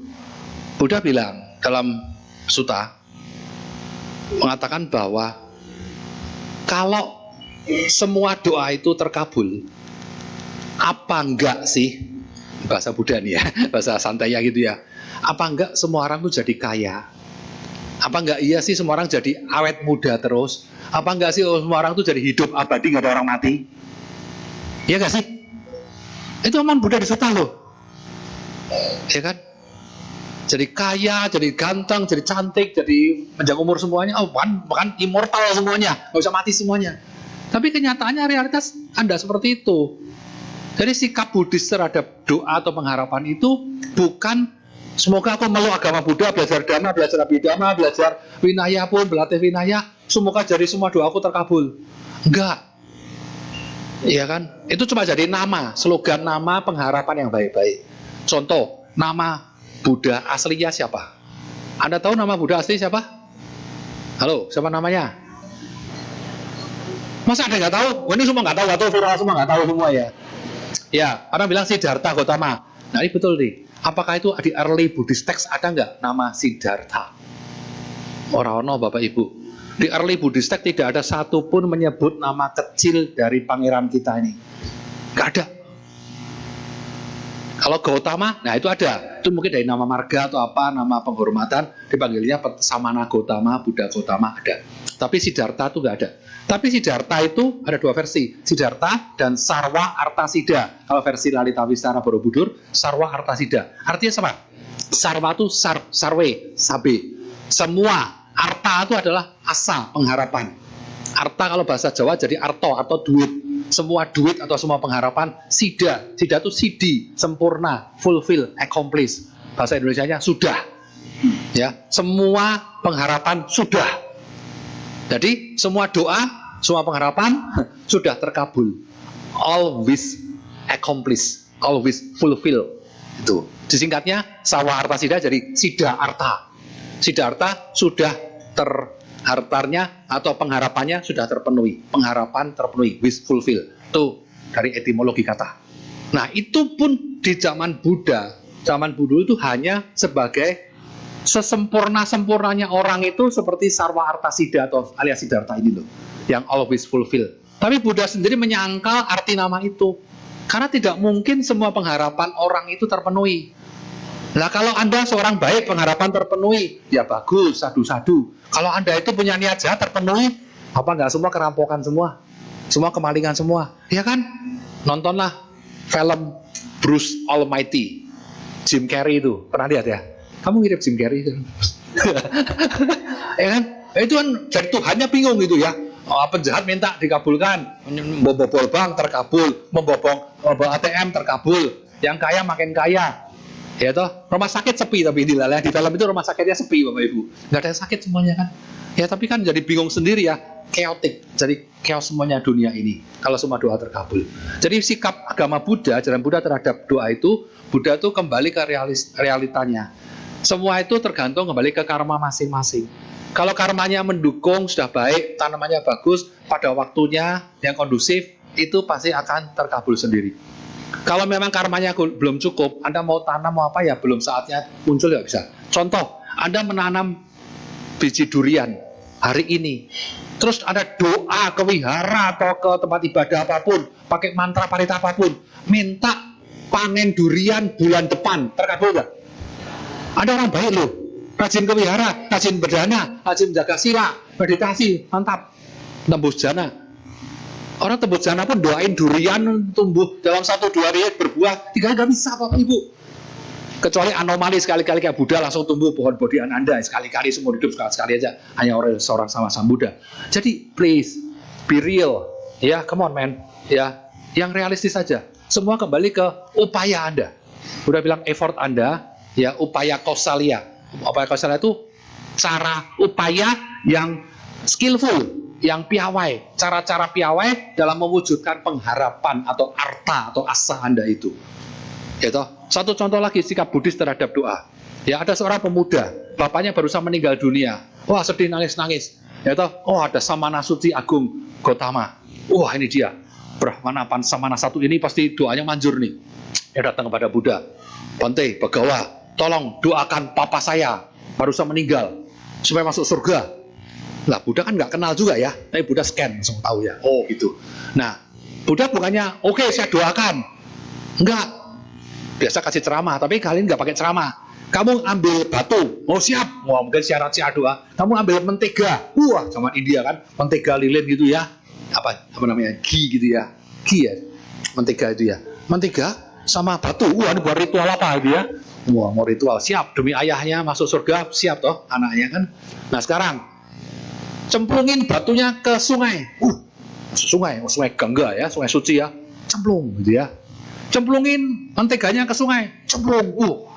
Nah, kamu lihat pemuda, batunya kemana? Tenggelam. Menteganya ngapung. Wah, terus gimana nih Bante? Apalagi prosedurnya? Enggak. Sekarang kamu berdoa, bilang sama batu mengapunglah. Kedua, mentega tenggelamlah. Bisa nggak? Nggak bisa Bante. Kurang lama doanya mungkin. Wah, 1 hari, 2 hari, tetap aja hilang malah semuanya kan. Nah itu, jadi ngerti nggak maksud saya? Nggak ngerti, nah nggak tahu kan, pemudanya agak kurang gitu ya. Jadi nggak kasih tahu Buddha. Ya toh, ayahmu ini dulu orang baik atau orang jahat? Banyak baiknya atau banyak jahatnya? Oh dia banyak baiknya, rajin nyumbang, silanya baik. Ya toh, mencintai dan dicintai, wah keren gitu ya, macam-macam lah. Ya toh, meditasi belum bisa, tapi lumayan caputu-caputu lah, nggak nakal pikirannya gitu ya. Oh ya, ya sudah. Ya kalau banyak baiknya, dia itu bapak kamu tuh pasti sudah ada di alam yang lebih baik. Kalau musuhnya pun mendoakan dia masuk neraka, juga nggak akan mempan. Tapi itu perlu para penjahat, itu didoain anak istri mantu cucu jadi masuk surga, para koruptor juga nggak mempan juga, nggak manjur. Itu percuma, ngerti? Nah itulah jawaban saya. Siapa yang nanya tadi? Rahasia. Ya. Saya tutup dengan doa. Nah, masa doa terindah menurut Handaka. Oh, apa tuh doa terindah? Ada 3 doa terindah. Kalau tadi versi Buddha 2 ya. Batu mengapunglah. Ya, minyak, mentega tenggelamlah. Ya, itu doa menurut Buddha. Buddha lebih sakti lagi ya. Kalau Handaka gini, doanya 3. Semoga aku berani mengubah apa yang bisa kuubah. Kedua, semoga aku tabah menjalani apa yang tidak bisa kuubah. Ketiga, semoga aku bijak untuk membedakan mana yang bisa kuubah dan mana yang tidak bisa kuubah. Sadu. Sadunya 3 kali dong. Kan 3 doa terbaik. Sadu, sadu, sadu. Ya kan? Nah itu. Oke. Doa terindah. Berani, tabah, bijak. Ada lagi? Karena sudah ditutup juga oleh Romo Handaka, Asik. bagi pertanyaan yang tadi baru masuk, mohon maaf ya belum bisa dijawab. Satu bonus. Bonus. Kasihan. Baik, Laki Pak. draw nih, laki draw. Oke, ini terakhir ya. Nama budaya Romo, saya ingin bertanya, apakah parita yang selalu kita baca itu termasuk EBT? Dan bagaimana menumbuhkan minat serta mempertahankan minat tersebut menjadi seorang dhamma duta di era sekarang, dan bagaimana menyampaikan dhamma yang menarik dan membuat semua orang yang mendengarnya terdorong untuk menyebarkan dharma. Dah, Susah sekian. nih ya, Pak. Susah nih ya. Satu terakhir 3 pertanyaan. Saya menyesal nyuruh dia tanya tuh misal. Sampai lupa. Pertama apa tadi? Parita EBT bukan? Ya, Mana parita birunya saya nggak tahu. Ini wihara kan tiap wihara beda-beda paritanya loh. Mana paritanya? Kasih sampel. Karena kalau di wihara Mahayana beda lagi, di wihara Budayana beda lagi. Ini yang ditanyakan parita ini kan ya. Kalau orang bilang parita biru itu punya Sangatera dari Indonesia beda lagi loh ya. Aduh sorry. Tuntunan kebaktian wihara Pluit mana sih? Banyak ya. Oh gampang ini mah, udah langsung tahu nih. Sebagian EBT, sebagian bukan EBT. Sebagian EGP. EGP apa sih? Nggak tahu saya bahasa Mandarinnya, nggak tahu EGP ya gitu kan ya. Ya kalau lagu-lagu ya enggak. Tapi gini loh, jangan jadi salah pengertian ya. Wah Handaka bilang EBT non EBT. Wah ini baik buruk, dhamma agama bukan. Yang EBT jelas sadama, dhamma sejati. Yang non EBT pun bisa selaras, harmoni, kompatibel dengan EBT juga. Ya, contoh tadi Abhidhamma bagus, saya nggak bilang nggak bagus. Anda kan mengajarkan Abhidhamma, wah Anda aja belajar Abhidhamma, kenapa tidak mengajarkan juga? Iya kan? Iya. Tapi kalau nggak punya waktu, Anda hanya punya waktu sempatnya baca sutta ya sutta aja, winaya aja. Mungkin yang Abhidhamma itu nomor 3, prioritas ketiga. Ini saya jelas. Prioritas pertama bukan Abhidhamma, no. If you only have time atau kamu punya banyak waktu pun untuk prioritas, baca pertama sutta, kedua winaya, ketiga kalau punya waktu, kalau sempat, kalau minat baru Abhidhamma. Oke? Itu. Ya, aku berlindung pada Buddha. Nah, ini EBT. Tapi Dutiyampi, Tatiyampi bukan EBT. Nah, nyampurnya bahkan di satu parita pun sudah kecampur-campur. Gitu. Nah, Satcakirya Gata ini bukan EBT, tapi ini keperluan liturgi. Kalau agama Katolik ada Madah Bhakti, tahu ya? Nah, itu buku tuntunan doa. Sama tak kita punya begini kira-kira ya. Nah, apakah Madah Bhakti itu semua ajaran Yesus Kristus? Ya, kelihatannya sih bukan gitu ya. Kan buatan romo-romo orang-orang pandai itu ya, membuat tata cara. Nih, tuntunan kebaktian seperti itu. Ya, ini juga parita seperti itu. Tapi semuanya sesuai dengan dhamma. Nggak masalah. Ya, seperti itu. Oke. 2. menumbuhkan niat dan memperkuat niat untuk menjadi seorang dhamma duta di era sekarang dan menyampaikan dhamma yang menarik. Ya, menarik gimana gitu ya. Jadi kalau menumbuhkan minat itu ya saya sendirilah. Saya nggak tahu orang lain gimana. Saya sendiri kan bukan dari Buddhis. Dulu saya non Buddhis. Ketika menemukan Buddhisme ini, saya merasa seperti menemukan ratana, diamond, permata, jewel gitu. Jadi this is so precious, so precious. Nah, sesuatu yang saya dapatkan dengan susah payah ini bukan dari lahir. Saya jadi Buddhis bukan berkat orang tua saya. Orang tua saya tidak berjasa pada saya dalam mengenalkan dhamma. Tapi saya balik, saya berjasa membudiskan orang tua saya. Kalau mami papi saya masih ada di sini ya pasti, oh betul satu-satu. Emang iya, iya kan? Ya, memang begitu ya. Jadi ini kalau Anda tuh banyak yang dari lahir Buddhis malah tidak menghargai, ironisnya begitu. Kalau saya kan nemu intan, nemu permata, wah so precious, gratis pula nemunya kan? Ya toh? Nah, jadi ya saya berusaha untuk tadi berbagi, we care, we love, we share gitu ya. Share. Ini kalau saya aja serasa senang, kenapa enggak dengan istri saya? Kenapa enggak dengan anak-anak saya? Kenapa enggak paman bibi saya? Orang tua saya. Wah, bakti nomor satu adalah mengenalkan dharma pada orang tua kita loh ya. Nomor satu, dia karena baik terbaik pada balas budi nomor satu orang tua kita, mengenalkan dari aloba menjadi adosa, loba menjadi aloba, dosa menjadi adosa, moha menjadi amoha. Itu cara terbaik membalas budi orang tua kita. Nah, kenapa enggak saya lakukan? Mulai dari lingkungan terdekat kita sendiri. Setelah itu kita kan sudah mulai lebih confident gitu ya, belajar punya skill. Nah, kemudian kita coba teman-teman kita. Saya nggak berani mengenalkan dhamma lewat lisan begini. Banyak Bapak Ibu tanya teman-teman saya yang non-Buddhis. Saya bahkan mereka nggak tahu saya seorang pandita Buddhis. Saya seorang penerjemah Tipitaka. Saya suka ceramah di BPDS, di Wihara Indonesia. Mereka nggak tahu. Dipikirnya saya cuma ya pengusaha biasa. Saya teman main tenis. Ya orang datang ke warung saya sudah gitu. I never introduce myself sebagai duta dhamma. Tapi saya memancing mereka dengan berkepala gundul begini. Bapak kok kepala gundul kenapa? Biar kelihatan kayak biksu. Biksu itu apa? Emang kok biksu? Oh, bukan, saya bukan biksu. Tapi saya pembantunya biksu lah. Nah, mulai membuka pembicaraan. Ini sebetulnya clickbait. Gundul saya ini clickbait. Supaya orang nanya. Awalnya begitu, sekarang orang nggak nanya lagi, udah biasa gitu ya. Nah, pakai cara-cara lain. Maka cara lain saya adalah pakai buku. Kalau ngomong dikira menggurui. Kalau buku kasih buku kan, ini saya baca buku kok bagus loh. Coba, ini buat kamu gratis, gratis, ya kan? Mau, saya beli nggak mau mereka, gratis, bagus ya. Nah itu biasa saya nih nomor satu senjatanya adalah buku untuk mengenalkan cara paling mudah. Kalau ngajak ke wihara itu saya nggak pernah Bapak Ibu, apalagi awal-awal, ya terakhir karena cari wihara kemana?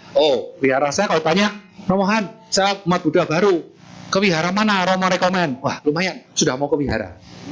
Nih, saya testimoni. Kalau orang tanya ke wihara mana saya mesti pergi, jawaban saya nomor satu VPDS. Ini bukan berarti saya ngomong di panggung VPDS. Nggak usah diusir, sebentar lagi juga pergi saya gitu.